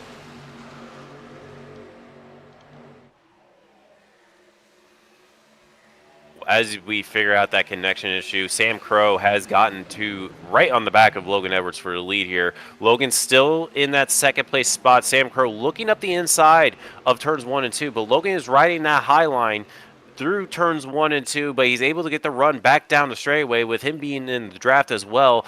And then you see Sam Crow kind of just file in line as they go through the back straightaway in turns 3 and 4. So this is getting very close, but I'm starting to wonder if Logan's tires have kind of faded off a little bit. You know, it's very possible that Logan has kind of toasted his stuff. He's got to run around Donahue right now. Get back to the front of this field. There is Ryan O'Donoghue. He's the leader, but he's got Logan Edwards all over him for the lead. Meanwhile, Sam Crow is facing a challenge from Kendall Paul, going for second. Yeah, they're really close together. They got a pick of Logan Edwards right in front of him. Which lane did they choose to go to? Sam Crow on the outside. Kendall Paul, they make a little bit of contact. Sam Crow gets a little bit loose, able to gather it up. He's on the high side. He's going to drop back down to 6. Able to save it, though. Just a little bit of contact between the two going through turns 1 and 2. He drops back, and now he's got Justin Osterman to his outside, and Jim Duda as they go 3 wide into turns 3 and 4. Sam Crow took a licking and kept on ticking, but he is now in a fight for the 8th spot. He had been looking to run as high as 3rd here. Sam Crow, he's got Jim Duda underneath him and James Hodgson looking at him. Sam Crow, can he get that number 8 truck righted and get back going toward the front of this field? Very impressed tonight, by the way, with 2 particular trucks that are run along right here. Crash Neon is battling Paul Witt for the 4th spot, and Justin Osterman has driven through this field. He currently runs in 6th. Yes, they do indeed. Crash Neon doesn't want to settle for 5th, though. He's looking for a 4th place spot. He's got to run on the inside, able to pull out just a little bit, but Paul Witt has the high line, so he's going to have more momentum going down the backstretch. Crash Neon files back in line going down the backstretch into turns 3 and 4. Meanwhile, Justin Osman really sends it through turns 3. Kind of falls back going through turn 4, though. But they're getting very, very racy with Crash Neon and Justin Osman, Mr. Excitement, as they work lap 102. They are working lap 102. Ryan O'Donohue is your leader. Logan Edwards is 2nd. Kendall Paul is 3rd as we continue to work the final stage here at the Texas Motor Speedway. Do want to thank everybody for tuning it in. If you haven't already done it, make sure you hit the like button on the video, ring the bell, subscribe to P1 so that you can get in on all of the iRacing fun. We're fighting some technical gremlins, and do want to thank everybody for your patience. Essentially, there are some storms moving through the area. It's playing heck with my connection, and unfortunately, it may be buffering for some of our fans. The quality may be degraded a little bit. We're doing the best we can here, folks. But Kendall Paul, he's doing the best he can. He's dropped underneath Logan Edwards for 2nd. Kendall Paul's hunting the lead, Caleb. Yeah, it is. It looks like both those drivers have actually caught the rear end of Ryan O'Donohue, so it makes me think if Ryan has started to burn his stuff off, Logan slots into 3rd, but he's been kind of riding that high line. He kind of let Kendall have it through turns 3 and 4, went really high, almost against the fence there through turns 3 and 4, but he's kind of fallen back a little bit on this lead battle. Kendall Paul gives a shove to Ryan O'Donohue, and now right behind them, Logan Edwards has got Paul Witt to his inside. Yes, he does. Good news, Caleb. The connection bar and OBS just went back to 5 green. Thankfully, our viewers at home they'll get the pretty picture back. And thank you so much, everybody, for staying with us. Is going to get around Crash Neon, or try to, for that fifth spot. Yeah, and Crash Neon hard into the wall on the front stretch through the dog leg there. He's going to try to go side by side with Paul Witt. That's right in front of him, but he has to yield back towards Mr. Excitement, Justin Osterman. And it seems as though, well, we got a lap car in front of our leaders. That is John Van Osteren. I don't believe he has taken tires. I believe, actually, he is just 1 lap down, so that might just be a pace thing. But Kendall Paul looking to the inside, Ryan O'Donohue, harder to the wall. That he go through the infield. That is Paul Witt, harder to the wall. He's going to drop back a few places there. Yeah, Paul Witt hit that really hard. Let's get back in the Wayback Machine and have a look at what happened to Paul Witt. Watch this. He's going to come off at turn number 4 and just lose all the grip in the front end. And he hits this thing hard, Caleb. If that doesn't do some damage to the suspension of that truck, I don't know what will. Boom! Cuts it in front of Crash Neon. It does a masterful job of saving the thing. Oh, we got a spot on front stretch. Crash Neon is around.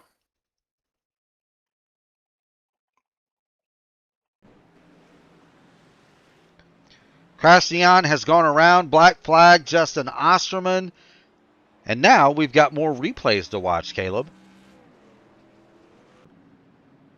Well, while we were on that replay, Kendall Paul and Ryan O'Donohue were basically side by side that entire time. It looks like Kendall was able to get Ryan O'Donohue right before the caution flag came out. So Kendall Paul is your new leader here.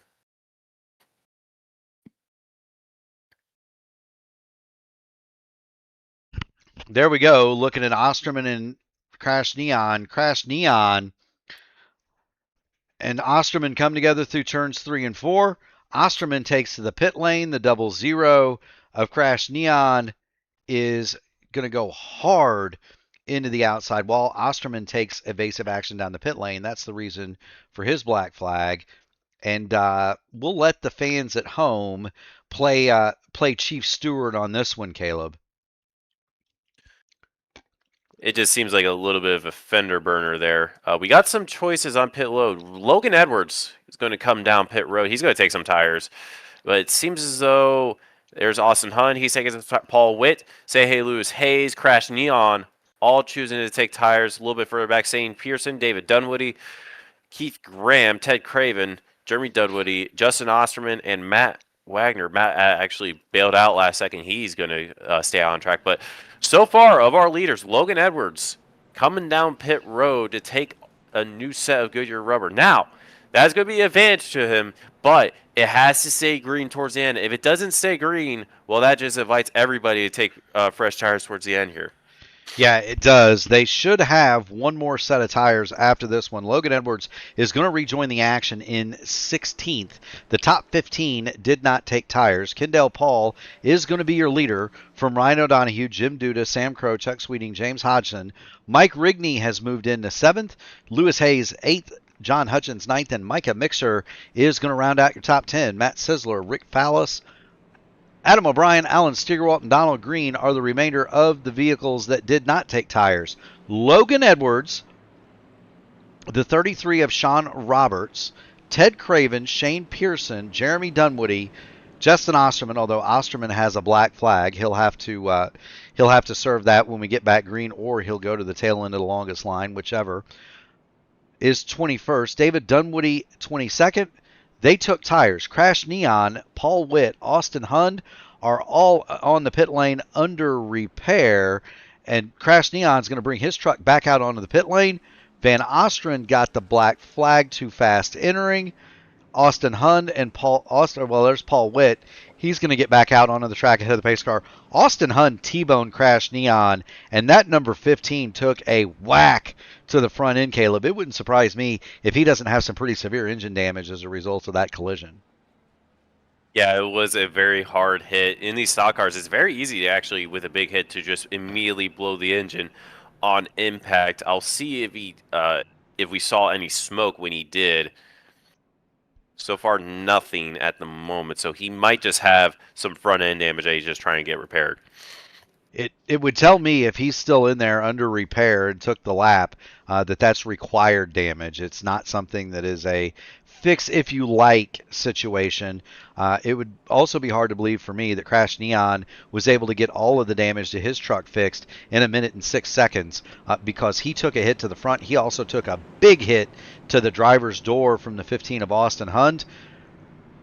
Meanwhile, at the front, this is going to be an interesting restart because you've got the front of the field on old tires, and we need to follow the march of Logan Edwards through this field as we head back to green flag action. You're going to have to be careful. Don't spin the tires, Caleb. Don't spin the tires if you're in that front row or really anywhere. Here we go. Green flag is back out. Kendall Paul will lead him away, and we are immediately going to focus on the old narc brain, Logan Edwards, as he runs along with Donald Green. He and David Dunwoody have the fresh tires, and that's going to show up in about 2 laps.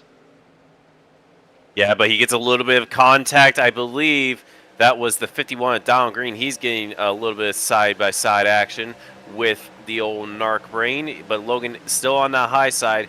He's got Sean Roberts right in front of him, but he's still got Donald Green to his inside. Logan is probably going to be very, very patient on this first end because he's still got over 50 laps to go in this stage. So he's got to still save the tires quite a bit. He can push it a little bit harder than everybody else, but he's still got to be aware, hey, I still got 50 laps on these things to do. Yeah, Sean Roberts also on tires, and he is the Pied Piper of that group, passing cars in wholesale fashion. Meanwhile, Logan Edwards going to make it 3 wide, dive to the bottom. He gets Fallis. He gets Steigerwalt. Now he's to the inside of the 34. That is... Well, that 74. Was 74. Adam O'Brien. Adam O'Brien. Yep, and so we continue to march on. David Dunwoody has not made the same progress as the other two on those tires of the contenders. Sean Roberts just turns it hard left off of turn number 2. He's going to drive it 3 wide into 3, but he backs out of it, and that's going to let Matt Sizzler back around, and it's going to let Logan Edwards close right back up on the tailgate of Sean Roberts. Meanwhile, Kendall Paul will still lead it, but the action is back here. Sean Roberts, Logan Edwards have tires, and they are coming. Yes, they do indeed. Logan holding that bottom there. He's a little bit further back, so I guarantee you, he's still in tire preservation mode. They're 3 wide right in front of him. That is Micah Mixer, Say Hey Lewis Hayes, And I believe John Hutchins on the high side. A little bit of fender rubbing between Micah and John there. Sean Roberts is going to get through. Here comes Matt Sizzler. Logan Edwards declines to join that party, and so Sean Roberts in 6 laps has moved from 17th to 9th. Logan Edwards is up to the 13th spot. Meanwhile, James Hodgson and Say Hey Lewis Hayes, they're having a scrap of their own. This is for 6th and 7th, and Sean Roberts is about ready to join him. He's going to dive to the inside of Mike Rigney. Sean Roberts is going to get Rigney, and he's going to be looking immediately on Say Hey Lewis Hayes. Yes, he is indeed. There's been a lot of shuffling early on in the stage. Ryan O'Donoghue has actually dropped back quite a bit since the restart. Chuck Sweetie finds himself now inside the top 3, so there's been a lot of shuffling early on in this stage, a lot of side-by-side action, and you see Ryan O'Donoghue, he looks like he's going to get back around Chuck Sweetie for the 3rd place spot. He's side-by-side down the backstretch. He's got a teammate, Sam Crow, right behind him. Sam Crow kind of holding that middle, Ryan O'Donoghue on the inside, but still, it looks like Ryan O'Donoghue's able to get that position back there, Murph. It does indeed. Ryan O'Donoghue continues along. All right, man, caution 3rd is place, out. Oh, we got caution is caution. out. Alan Steigerwald. David Dunwoody involved as well, I believe.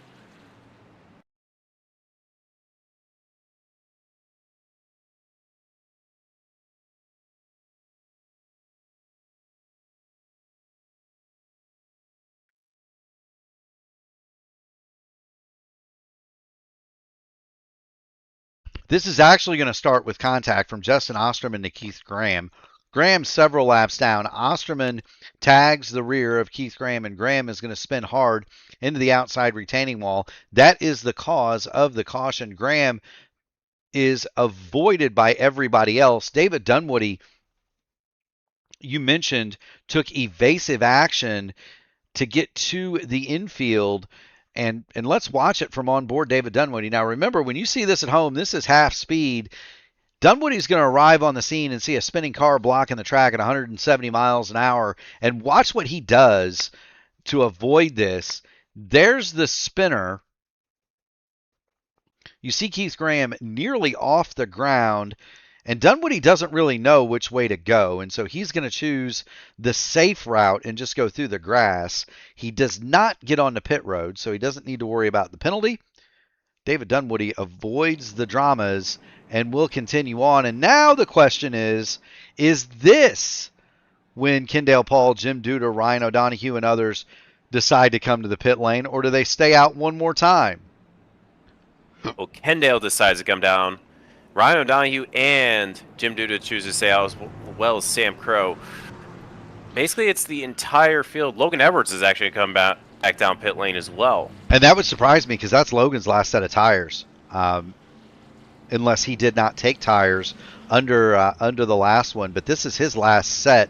Kendall Paul's going to lead pretty much everybody but the top 5 down. Duda, O'Donoghue, Crow, Hayes, and Wagner did not stop.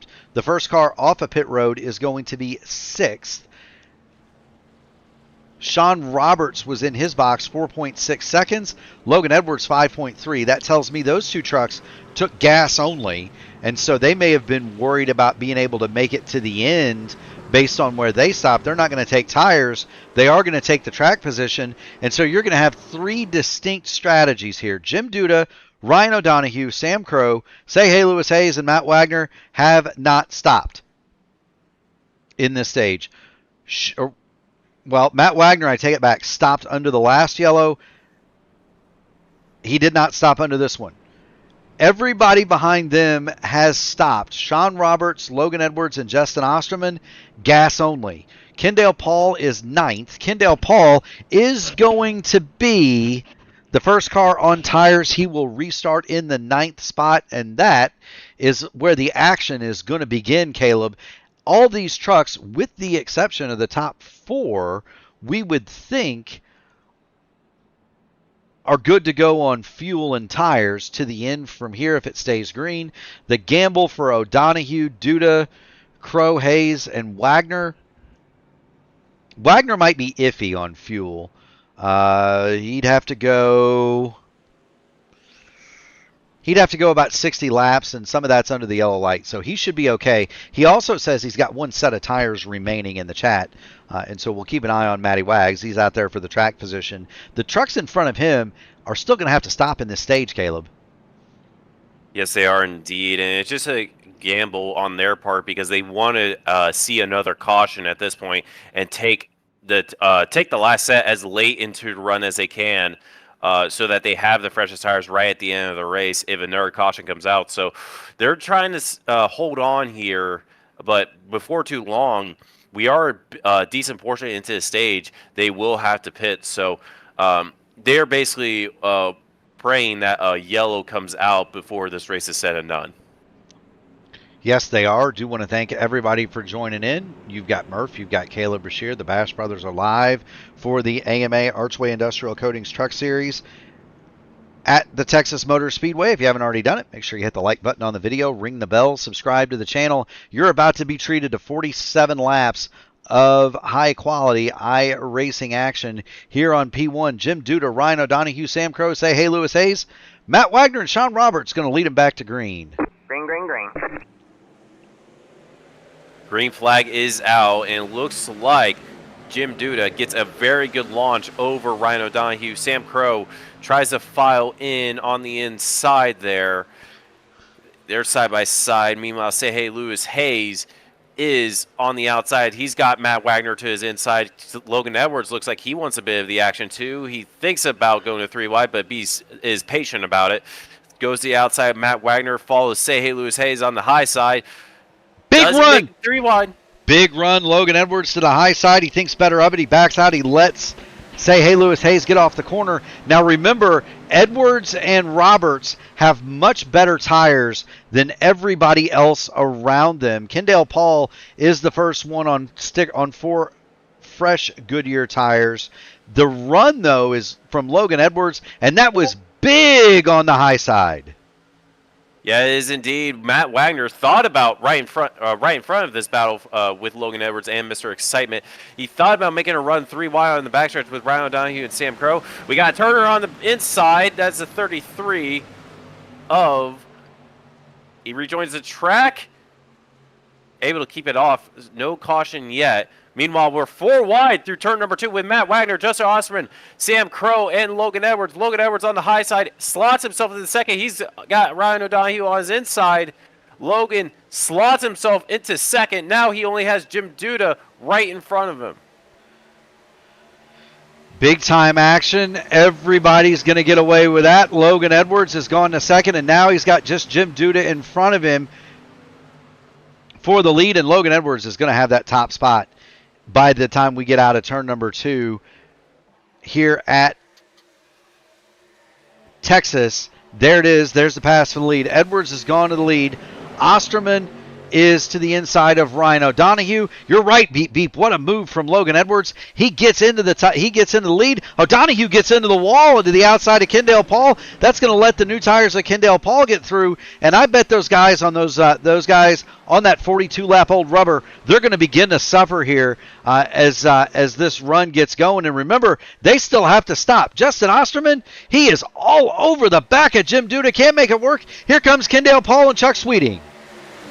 Kendall Paul, Chuck Sweetie on the inside. Kendall's going to slot himself into second, and now he sets his sight on Logan Edwards in front. Chuck Sweetie still side by side with Jim Duda. Jim Duda getting a push from Mr. Excitement himself from behind.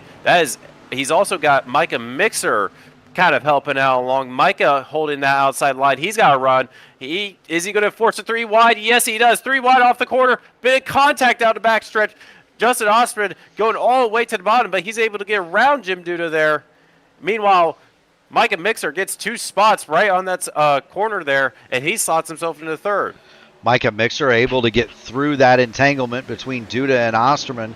Osterman now does battle with Matt Sizzler and Chuck Sweeting for the 4th spot. Micah Mixer is clear of those drivers. Mixer also on the fresh tires, and so he's been able to go through. Osterman is struggling with Chuck Sweeting, and now Matt Sizzler is going to drop to the bottom. He'll make it 3 wide going through 3. Matt Sizzler, he was in the top 3 throughout the duration, most of the duration of this race, but he under the second stage caution, came down back under pit road. So he finds himself back inside, battling inside the top 5 here. He's got one more position to be there, but he's got Mr. Incitement right in front of him. So Matt Sizzler is on a tear through the field. Meanwhile, behind them, the true battle is with Ryan O'Donohue and Jim Duda. Those guys have kind of formed a wall to everybody else behind them, and they are going 3-4 wide in the corners most of the time because they basically just formed a wall at the front of this pack here. They have Shane Pearson briefly 3 wide with Sam Crow and John Hutchins. You got Mike Rigney in that battle. Meanwhile, Kendall Paul and Logan Edwards, they're going after it for the lead, and they have Micah Mixer in really close attendance. Kendall Paul to the bottom, Logan Edwards to the top. Micah Mixer in third. The votive machine on debut here has a shot to get to the lead. Kendall Paul is going to grab that lead from Logan Edwards. Slightly older tires on Edwards. And here comes Micah Mixer. He's going to try to follow suit on the outside, Caleb. Yeah, Micah sends it really deep through 1 and 2. Actually easily able to get the position there. Logan's tires starting to fall off a little bit in comparison to the 2 in front of him. And now Micah Mixer sets a sight on Kendall Paul in front of him. Got to be careful if you're Micah Mixer here. Be mindful that Kendall Paul is in a championship battle. You don't want to rough up one of those guys, but you would like to win the race. And Micah Mixer's got a fast hot rod, and he is taking it to the front. Kendall Paul leads it. Micah Mixer is second. Can Mixer make the pass and get away with a lead in that 45? That would be huge, and that's another open-wheel transplant running in the AMA and running very, very well in one of these trucks. Yes, he is. Logan Edwards, Micah Mixer, and Matt Wagner are all on the call together in the Rogue Discord server, so they are all kind of trying to work together and trying to, bounce off each other for this race here. Logan, I think, may have just let Micah through on the fresher tires. And now Micah Mixer looks to the outside for the lead of Kendall Paul. Able to still get a fender off the corner, but he's got to run on the outside. They made some contact there going through turn number 2. Micah Mixer pulled his truck to the outside of Kendall Paul. That's a Ford on the bottom, a Chevrolet on the top. Which one's going to prevail? Micah Mixer has been working that high line better than most in this one, and you got to wonder if that's some of the IndyCar experience here. We use that high lane a lot here at Texas. The stock car guys, not so much. Mixer throws it in about lane 3, and he's going to exit turn 2 with the lead, maybe. Kendall Paul still has a fender. Meanwhile, behind them, Logan Edwards has Chuck Sweetie to his inside. He's going to slot himself into third, but Logan's still able to prevail. The lead for the battle for the lead still prevails. Kendall Paul closes the door on Micah Mixer. That's how close that was. Right there. Micah Mixer gives a love tap to the 78 in the lead, loosens him up going into 1. Can Micah Mixer finally complete this pass? That's let Chuck Sweeting and Logan Edwards get back into this battle. But Micah Mixer looking for the lead, and he has got the tiger by the tail. He is not letting it go. Kendall Paul to the bottom in turns 3 and 4. Kendall Paul will go back to the lead. Mixer to second. Chuck Sweeting third. Logan Edwards fourth. Matt Sizzler is in fifth, and they have really begun to stretch their legs. This top 5 is basically a second ahead of Justin Osterman in 6th. And I'm almost afraid to take the camera off this battle for the lead because Chuck Sweeting is about ready to have his say with Micah Mixer for that second spot. Yeah, Micah Mixer was very aggressive on his Goodyear rubber there, and he's dropped back a little bit because of it, so he's worn his tires just a little bit going through that side-by-side and running that high side. Right behind them, Logan Edwards has got Matt Sizzler to his inside. Sizzler on the slightly fresher tires than Logan Edwards. Logan running that outside line lets him have it through 1 and 2. Logan just kind of trying to hold on as much as he can here as we come to the end of the race. He's just trying to hold on. Meanwhile, Micah's got Chuck Sweetie to the inside. Chuck looks up the inside, not able to quite clear him through the corner. He's clear now. So Chuck Sweetie now sets his sights on our leader of Kendall Paul. Micah Mixer kind of falling back a little bit ever since he was battling with Kendall a couple laps ago. So you're starting to see the wear from Micah's machine there. And now Chuck Sweetie is all over the back at Kendall Paul. Chuck Sweeting getting ready to do battle for the lead. We have not seen Chuck Sweeting this racy in a pretty long time here in the AMA. Not only that, He's made up 24 spots from his starting slot. He started 26th in this thing. He didn't even qualify, Caleb. He's running second. Kendall Paul is your leader, and it may not be for long. Chuck Sweeting looking at the back of that 78, and Chuck Sweeting wants the lead here, Caleb. Yes, he is indeed. He hasn't won here in the AMA yet. He's had 27 starts before, and he does have a pole position in the series, but he has yet to win here in the AMA Truck Series. So he's looking to get his first win here at Texas. Logan Edwards has dropped off the pace considerably. He's actually not in the session right now. I think Logan Edwards is having some sort of a connection issue because he's shown his grade out in my timing and scoring. He may have had a disconnect from the server. Logan Edwards may have had a lag crash. I'll tell you who's not having one of those. He's back on track. Ooh, that would have not been. But he is blinking. He is blinking a lot. I'm just glad that Logan was able to come back in for just a second because that restarts the timer before you get lagged out. And I know that Logan, he deserves to be credited. He's out of the session. Okay, so he is disconnected, and that's unfortunate for Logan Edwards. And we do know throughout a lot of the country there is some inclement weather tonight, and that could have played up for Logan Edwards. It darn near played up for me. We went through about 3 or 4 minutes earlier where not me, but the internet servers at AT&T decided they were gonna go on the fritz. Mine came back, but Logan Edwards didn't come back fast enough, and he is still out of the session. Working furiously, I'm sure, to diagnose the issue and get back in. Meanwhile, Chuck Sweeting is looking at diagnosing the back of that 78. Matt Sizzler's diagnosed Micah Mixer. He's dove to the inside. Can Matt Sizzler make the move onto the podium? Yeah, he looks up the inside of Micah. Micah hasn't dropped off these lead two here. He's rocking the outside line, which typically wears the tires just a little bit more because you're carrying more speed and with the higher banking on the high side.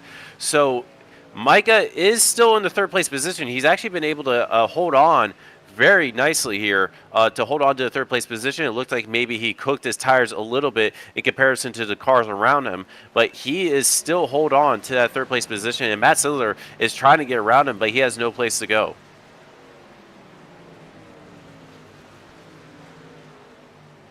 Yeah, Matt Sizzler looking to the outside of Micah Mixer. We've got all 4 of the leaders in one camera shot. Matt Sizzler looking to see if he can't make it to that third spot, and you couldn't fit a sheet of paper between the rear of the 45 and the front of the 93. Sizzler will swing the Tundra to the outside, and we'll see if he can't get to that third spot. Matt Sizzler looking high on Micah Mixer. He's got it coming across the line. Can he clear him into one? Matt Sizzler is third, and I believe he's probably a little bit quicker than Chuck Sweeting is Matt Sizzler, and so if he can get by Sizzler, he may be in good shape. Logan Edwards still has not reconnected to the server, Caleb, and that could be indicative of a bigger issue. So we'll reset the field for you. Kendall Paul is your leader. Chuck Sweeting second, Matt Sizzler third, Micah Mixer fourth. That is your battle for the lead. Second group, led by Mr. Excitement, Justin Osterman. And it's really not much of a group. He's got James Hodgson with him in the forward-facing 88. That's the extent of that second group. Mike Rigney runs along in the 7th spot. John Hutchins is 8th. Rick Fallis 9th. And Shane Pearson, that's a name we don't get to talk about very often. Shane Pearson is 10th. Yeah, there's a giant shuffling of the field here because a lot of the drivers that did stay out in the stage have made pit stops. Sam Kerr, Ryan O'Donoghue, Lewis Hayes, Jim Duda, Austin Hunn. He's actually 4 laps down at the moment, but they've all came down for a new set of Goodyear rubber. So if they do get a caution and they get the wave around, they will be at a bit of an advantage there. But so far, if it goes green to the end, they're going to be pretty much trapped a lap down. They will. Logan Edwards has reconnected, but that cost him 5 laps. Austin Hund has disconnected from the service. So Austin Hund is going to be credited with, well, right now he's 27th. Well, he's 27th. Jason Phillips is still circulating 64 laps down. Well, he's still in session 64 laps down. Andrew Gates is still in at 88 laps down. Both those trucks parked on the pit lane. Kendall Paul is your leader, and Chuck Sweeting has started to track him down, Caleb. It's down right at or under 0.2 of a second. Yeah, he was a couple tenths quicker last time by. Matt Sizzler has also kind of been faster than Kendall Paul at the moment, so they are gaining on our leader right now, and it's just going to be an ebb and flow type of race from here on out. We got 20 laps to go. Chuck Sweeting on a charge towards the front. So is Matt Sizzler. Remember, he started towards the back at the beginning of the stage, and now he finds himself in the top 3 and a chance at the win here tonight. Last time around, Kendall Paul was faster than Chuck Sweeting, but Matt Sizzler was faster than both of them. So this is going to get really, really close at the closing stages of this race. You know it could. Chuck Sweeting closed it down just under 0.2 of a second. He promptly gave a tenth right back, and now Chuck Sweeting has got problems in the form of Matt Sizzler. Sizzler in the 83 3 birdies machine is all over the back of Chuck Sweeting, but Sizzler gets a little bit loose coming off of turn number 4, and we are into the final 18 laps here at Texas. We're going to flip it around. We'll get the laps to go. We'll start counting backwards, Caleb, and that's always a fun time of the race. When you know the money's about to come up, the pay window is starting to open, and the fat lady is tuning up the vocal cords, you know that you're about to see something fun here in the AMA. Sizzler had closed right to the back of Sweeting. Sweeting got away because he has gradually started to reel in Kendall Paul one more time, Caleb. Yeah, he is. Matt Sizzler with 31.6, Chuck Sweeting 31.5, Kendall Paul a 31.6. So they're kind of like ebb and flowing, as I said earlier, with the pace they have. One lap, Kendall might get another 10th on Chuck Sweeting, but Chuck Sweeting a lap later will get that 10th back. So it's very much kind of like an ebb and flow race. So, and we are deep into this run of tires, and they haven't really changed pace at all. Matt Sizzler last time around seems to have dropped a little bit. He did a 31.8. Kendall Paul 31.7. Chuck Sweeting still in the 31.6s. So they are kind of doing the same lap time and doing very consistent pace here with how they have their tires and how they're wearing right now. Chuck Sweeting still slightly faster than Kendall Paul, but he's still got to figure out a way to get around him. Yeah, and look, it's those two trucks so very equal. We'll get the lap times this next time through. Kendall Paul 31.693, Chuck Sweeting 31.746, Matt Sizzler 31.732. There is not much in it. It might be a couple of hundredths this way or that each lap. Chuck Sweeting, he just can't seem to break that 0.2 of a second barrier for more than a few hundred yards. He got to 15 hundredths, but then he lost almost all of it going through turns 3 and 4, Caleb. Yes, he does. So it's just a bit of difference in where you're seeing the pace from these drivers.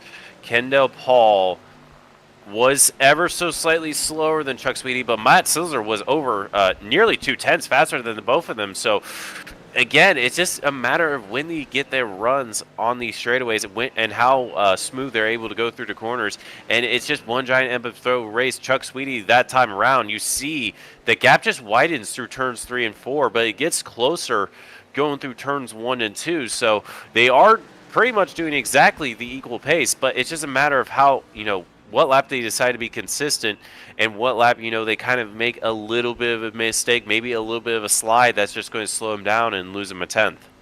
It's interesting to watch, and especially from that wide camera shot from the top of the tower. Do want to thank Whiplash SimCams for giving us these incredible pictures. It appears to me, Caleb, and this is just what my appearance is, and we're riding on board Chuck Sweeting and hear him playing with the throttle, see him sawing on the steering wheel. Sweeting is quicker through turns 1 and 2. Kendall Paul quicker through 3 and 4. And so Chuck Sweeting will gain time on this end of the speedway ever so slightly, and he is visibly driving his truck deeper into turns 1 and 2 than Kendall Paul is. Kendall Paul, he's able to stretch out just a little bit through turns 3 and 4, although not this time. Chuck Sweeting with a great run through 3 and 4. He chopped off 0.02 of a second that time, but just every time he gets underneath that 0.2 of a second, that 0.2 of a second barrier, everything stops and it strings back out again, just like it did right there, Caleb. Yeah, and that could just be the dirty air from these trucks just playing a factor in how close Chuck Sweeting is able to get to Kendall Paul. So that is playing a factor. The closer you get, the harder it is going to be to drive the truck. You just kind of lose the downforce of these things. Kendall Paul, again, another half-tenth quicker than Chuck Sweeting, and Matt Sizzler was the slowest. He lost time a little bit to the both of them in front. So Kendall is still maintaining about that 2 to 3/10 gap.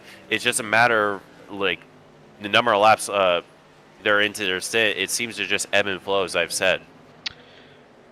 It does indeed. 10 laps to go now. We'll get 9 to go this time. The ebb and flow continues. Let's check back to this fight. It's Justin Osterman leading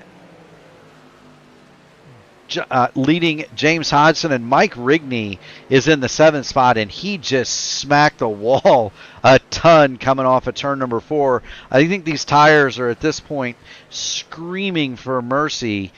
They've got Ryan O'Donoghue behind him. O'Donoghue is on fresh rubber, but he is running along in 21st, 1 lap down, and I guess the saving grace for Logan Edwards is that with trouble for Austin Hund and Ryan O'Donoghue, this isn't going to result in the kind of big points hit that it otherwise could have had O'Donoghue gone on and won the race. But there's those cars a little bit further back. You've got John Hutchins, Rick Fallis, the 87, Alan Steigerwalt, and Sam Crow. Sam Crow likewise on new tires. Shane Pearson is another second and a half back from them, and Donald Green, and give a call down to this man right here. Donald Green in that 51, he's in 12th spot on the lead lap, and this is by far his best run in his AMA career. So congratulations to Donald Green. Keep it together. Keep going in the right direction. You got 7 to go, brother. Yeah, Donald Green, a staple here in the AMA series. He's had 2 top 10s before, and he lurks just outside of getting another one. He's about 3 seconds back from Shane Pearson and now in Steigerwald to try to get those positions. However, they have been battling quite a bit. John Hutchins, this battle for 8th at the moment is getting very, very dicey here, Murph. Yeah, it is. You got David Dunwoody to the outside of Kendall Paul, Adam O'Brien. Those are team cars. Kendall Paul will easily slide underneath. Chuck Sweeting is going to follow suit, and it's still that same 0.2 of a second as we get down, coming to get 5 to go. Can Chuck Sweeting break that barrier, that 0.2 of a second barrier, and get to the lead? Big slide, Matt Sizzler in the wall off of 4. Yeah, Kendall just still has that 2 to 3/10 advantage. He loses half a tenth there. Chuck trying to use that second lane to the outside that will allow him to get a better run on the straightaways here, but it is going to slow him down in the corner. So we'll see if Chuck has anything going to turns 3 and 4. He's closer, a little bit closer than he was last time around, but still, again, just not able to quite get the best of run. Now he's actually, I think this is the closest he's been in quite a bit, going down the front stretch. It is, but he'll drop it down just a little bit going through turns 1 and 2. Chuck Sweeting gets into 1 and 2 deeper, and he is faster on that end of the speedway. But Kendall Paul has been able to stretch it back out going through 3 and 4. Every lap we've been around the Texas Motor Speedway in this 3rd stage. Chuck Sweeting is closer than he's been, but he's just not quite close enough. And unfortunately for Sweeting, he's now going to have a fight with Matt Sizzler for the 2nd spot. Sizzler gives him a tap going down the main straight. Make it Matt Sizzler in 2nd. We'll put Chuck Sweeting in the 3rd. Sizzler clears him. Yeah, Sizzler looks like he has a very fast truck. He gained a lot of time just in that last lap. He was actually 2/10 quicker than the both of them. So Matt Sizzler, with just over 2 laps to go, seems like he's got the best truck at the moment. We'll see if he has anything in these last 2 laps. If he goes 0.2 a lap quicker than Kendall Paul, they're going to be that dead heat at the start-finish line. The gap 3.5 tenths. Can Matt Sizzler be the one that closes down Kendall Paul and takes the win away at the end? Kendall Paul keeps everything moving in the right direction coming down the backstretch. Sizzler not gaining as they come down the back this time. Kendall Paul, if anything, has begun to pull away a little bit. He's going to get the white flag this time through. It'll be Kendall Paul, Matt Sizzler, Chuck Sweeting for the win. Yeah, Kendall goes through the dog leg. He's only got another mile or so to go. Matt Sizzler, he tries to run that high line, but he's still not able to get just quite close enough to get a run on Kendall Paul. They got a bit of lap traffic in front, but I doubt that's going to play anything to this lead battle here. Kendall Paul goes through turns 3 and 4. He won back at Darlington. He's going to get another win as he rounds off turn number 4. And Kendall Paul is your winner here at Texas. Kendall Paul is going to take that coveted Rogue Energy winning moment. If you go to rogueenergy.com and use promo code AMA24, you get 10% off of your order. And I do thank everybody for your patience. We've been experiencing technical difficulties for some reason, Caleb.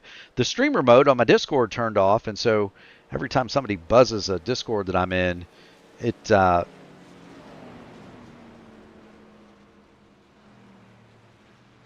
brings up the Windows bar, and I definitely appreciate everybody's patience.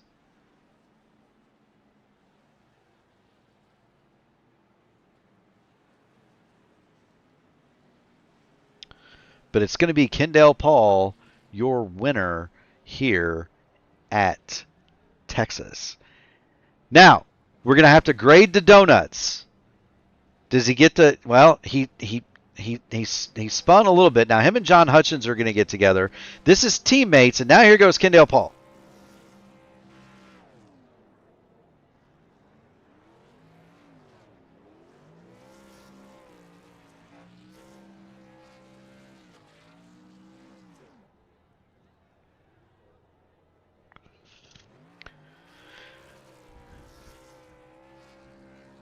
All right, there goes Kendall Paul with the Rogue Energy winning moment. He is your race winner. Remember, you go to rogueenergy.com, use promo code AMA24 and get 10% off of your order. Matt Sizzler is second.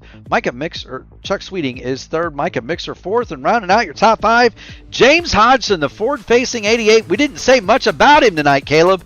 He snuck home in 5th. Justin Osterman is 6th. Mike Rigney 7th. John Hutchins 8th. Alan Steigerwald and Rick Fallas round out your top 10. And that's a heck of a good run for old Rick D. Great work by him. In 11th, Shane Pearson. Donald Green is 12th. Sean Roberts 13th. Ted Craven 14th. Jeremy Dunwoody 15th. Paul Witt 16th. Crash Neon 17th, David Dunwoody 18th, Adam O'Brien 19th, and Ryan O'Donohue.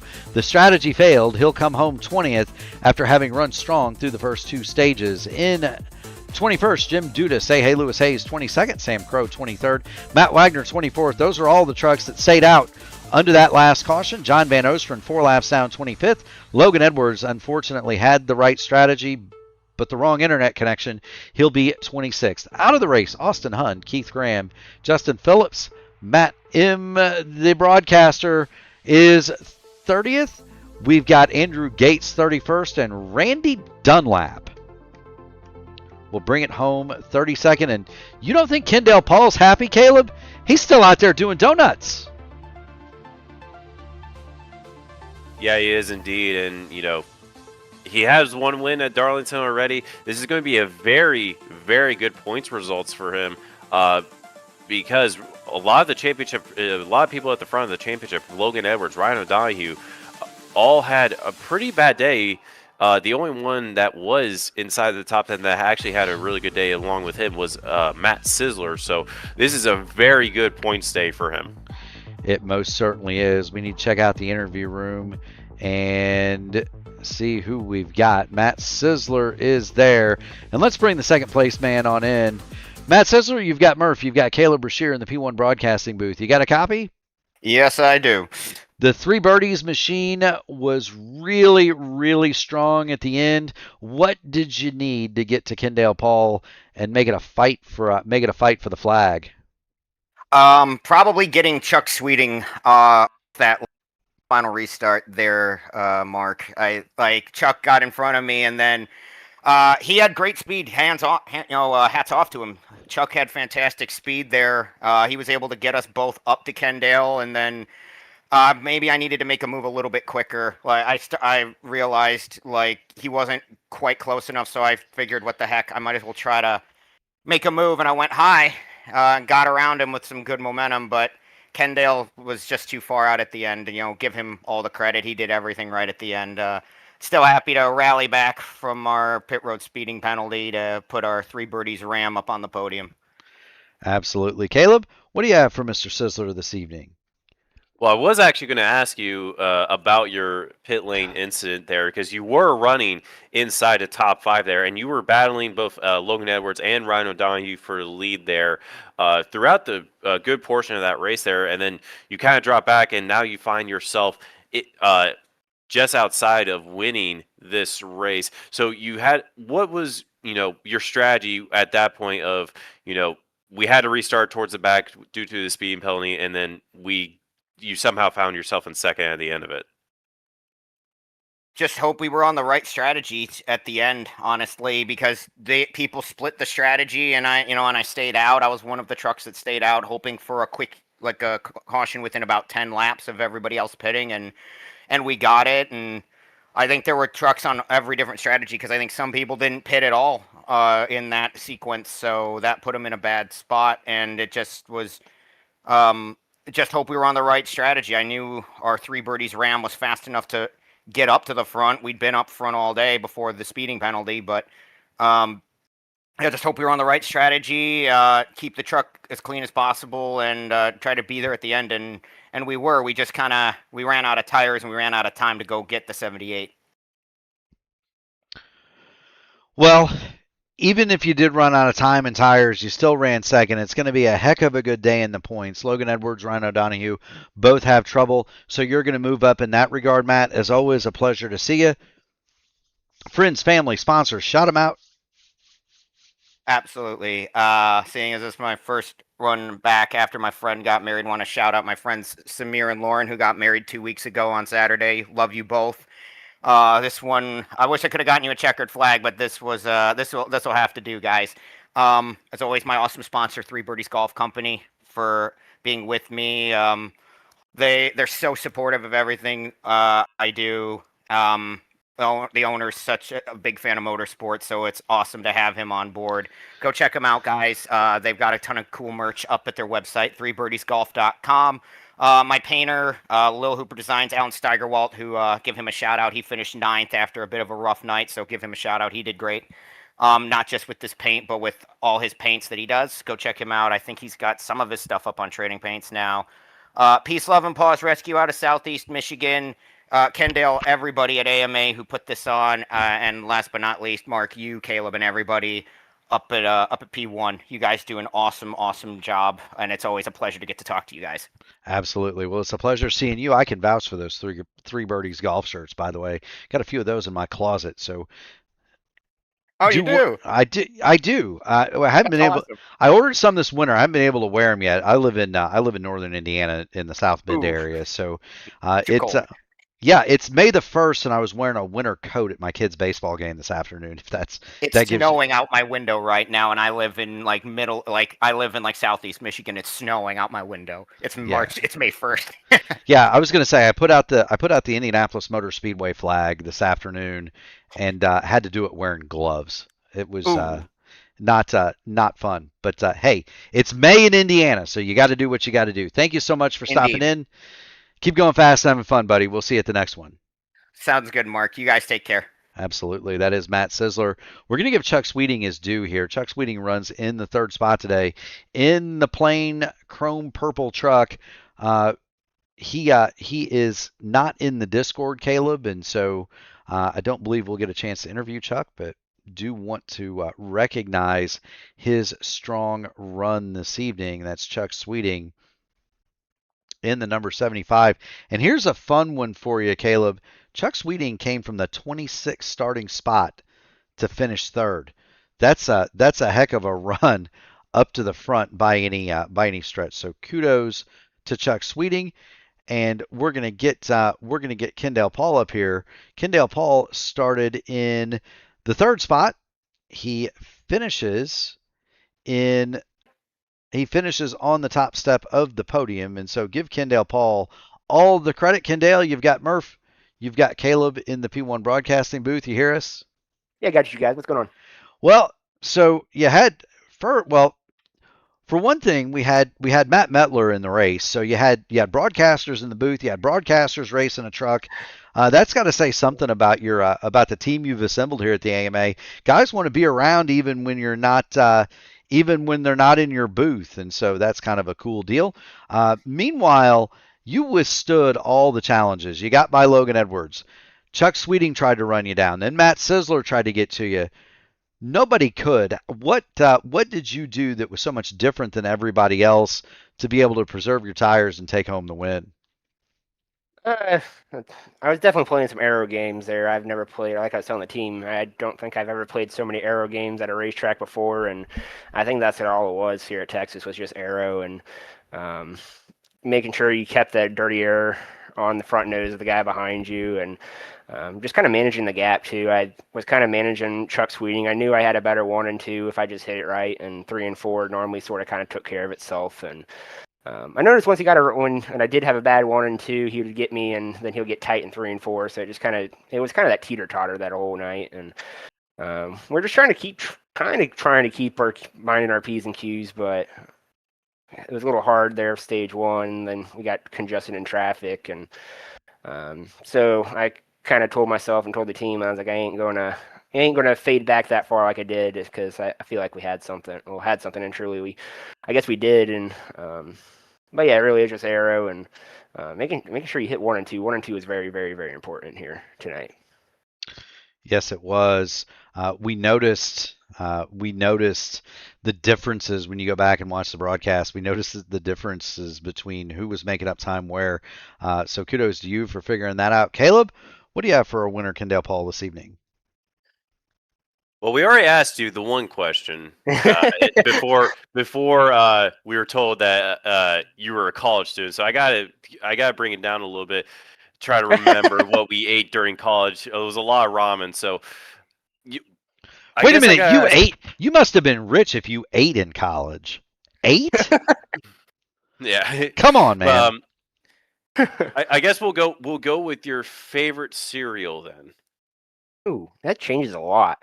Depends on the day. Right now it's Cinnamon Toast Crunch, but it changes. Like I said, it changes. It goes Fruit Loops a little bit sometimes, but then we'll go back to Cinnamon Toast Crunch, and we'll stick it at Cinnamon Toast Crunch. It must be nice to be young, like you two, because I look in my cereal collection. The kids get the fun stuff, and I have to eat Special K now. So there you go. But the dry Honey Nut Cheerios as well, or the plain. The plain Cheerios. I actually like to eat plain Cheerios just as a snack. Like pour them in a bowl like they're potato chips. I do that a lot. But then again, I'm probably pretty weird. Anyway, Kendall, congratulations on the win. You captured the flag at Texas in your own race. So that's always fun. Friends, family, sponsors, shout them out. You got the mic. Yeah, I think I need to start naming some more races after my race, because it seemed like I got a lot of better luck in these races. But like I always do, I got to thank Archway Industrial Coatings, Sean Mott, Jason Southard, all those guys with Archway and that group.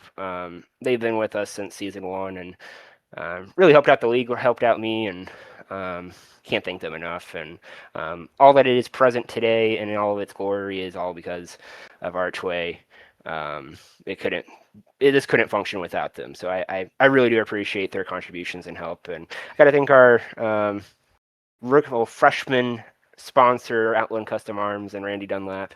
They jumped on board with the Grand National Series and took over the Grand National Series, and can't thank him enough. They've been those guys have been amazing to work with. I can't can't ask for any better sponsors, and I hope that we're doing them justice and doing them well.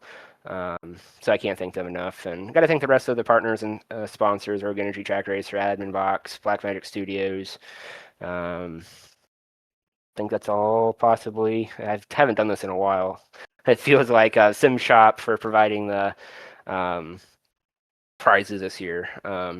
They chip in one little way or another, either on the team or in the league, so I can't thank them enough. And got to thank the team, Interstellar Esports, and those guys, and all the affiliated teams, especially Interstellar. I think we're hopefully starting to fire on all cylinders. And John had a little bit of a rough day, but made it to the checkered flag, so that's what's most important. And I got to shout out John for last week, since I wasn't here last week for his win last week. I'm so happy for him. I know he's been working really, really, really hard for that one, and watching that win probably meant more than a lot of races for me. And finally seeing him win one, I was just disappointed. I was in the back of a storm chasing vehicle on the way home.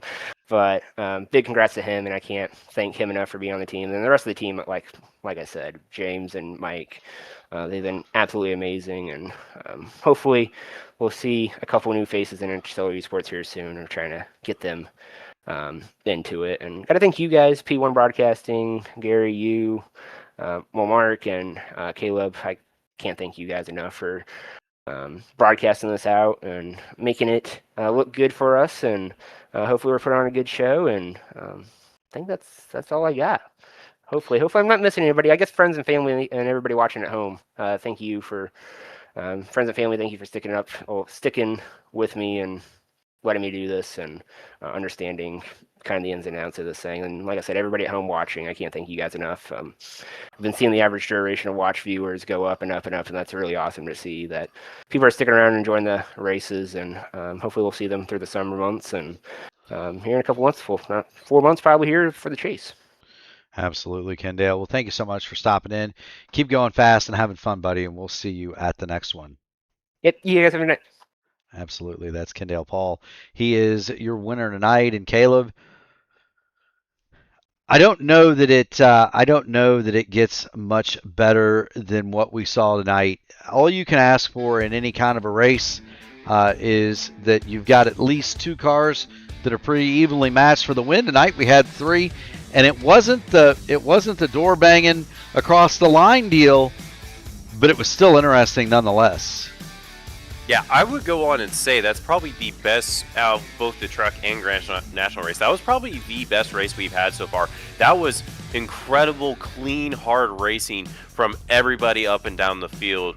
And there was a bunch of strategy towards the end there. You saw a lot of, tire wear, and how different strategies were prevailing. It kind of helped drivers like Matt Sizzler, Chuck Sweetie, Kendall Paul, and then drivers that chose to stay out, that had been up towards the front, Sam Crow, Ryan Donahue kind of bit the bullet there by staying out and just hoping on the caution. But I would like to think that's probably the best race we've had so far in both the Truck Series and Grand National Series.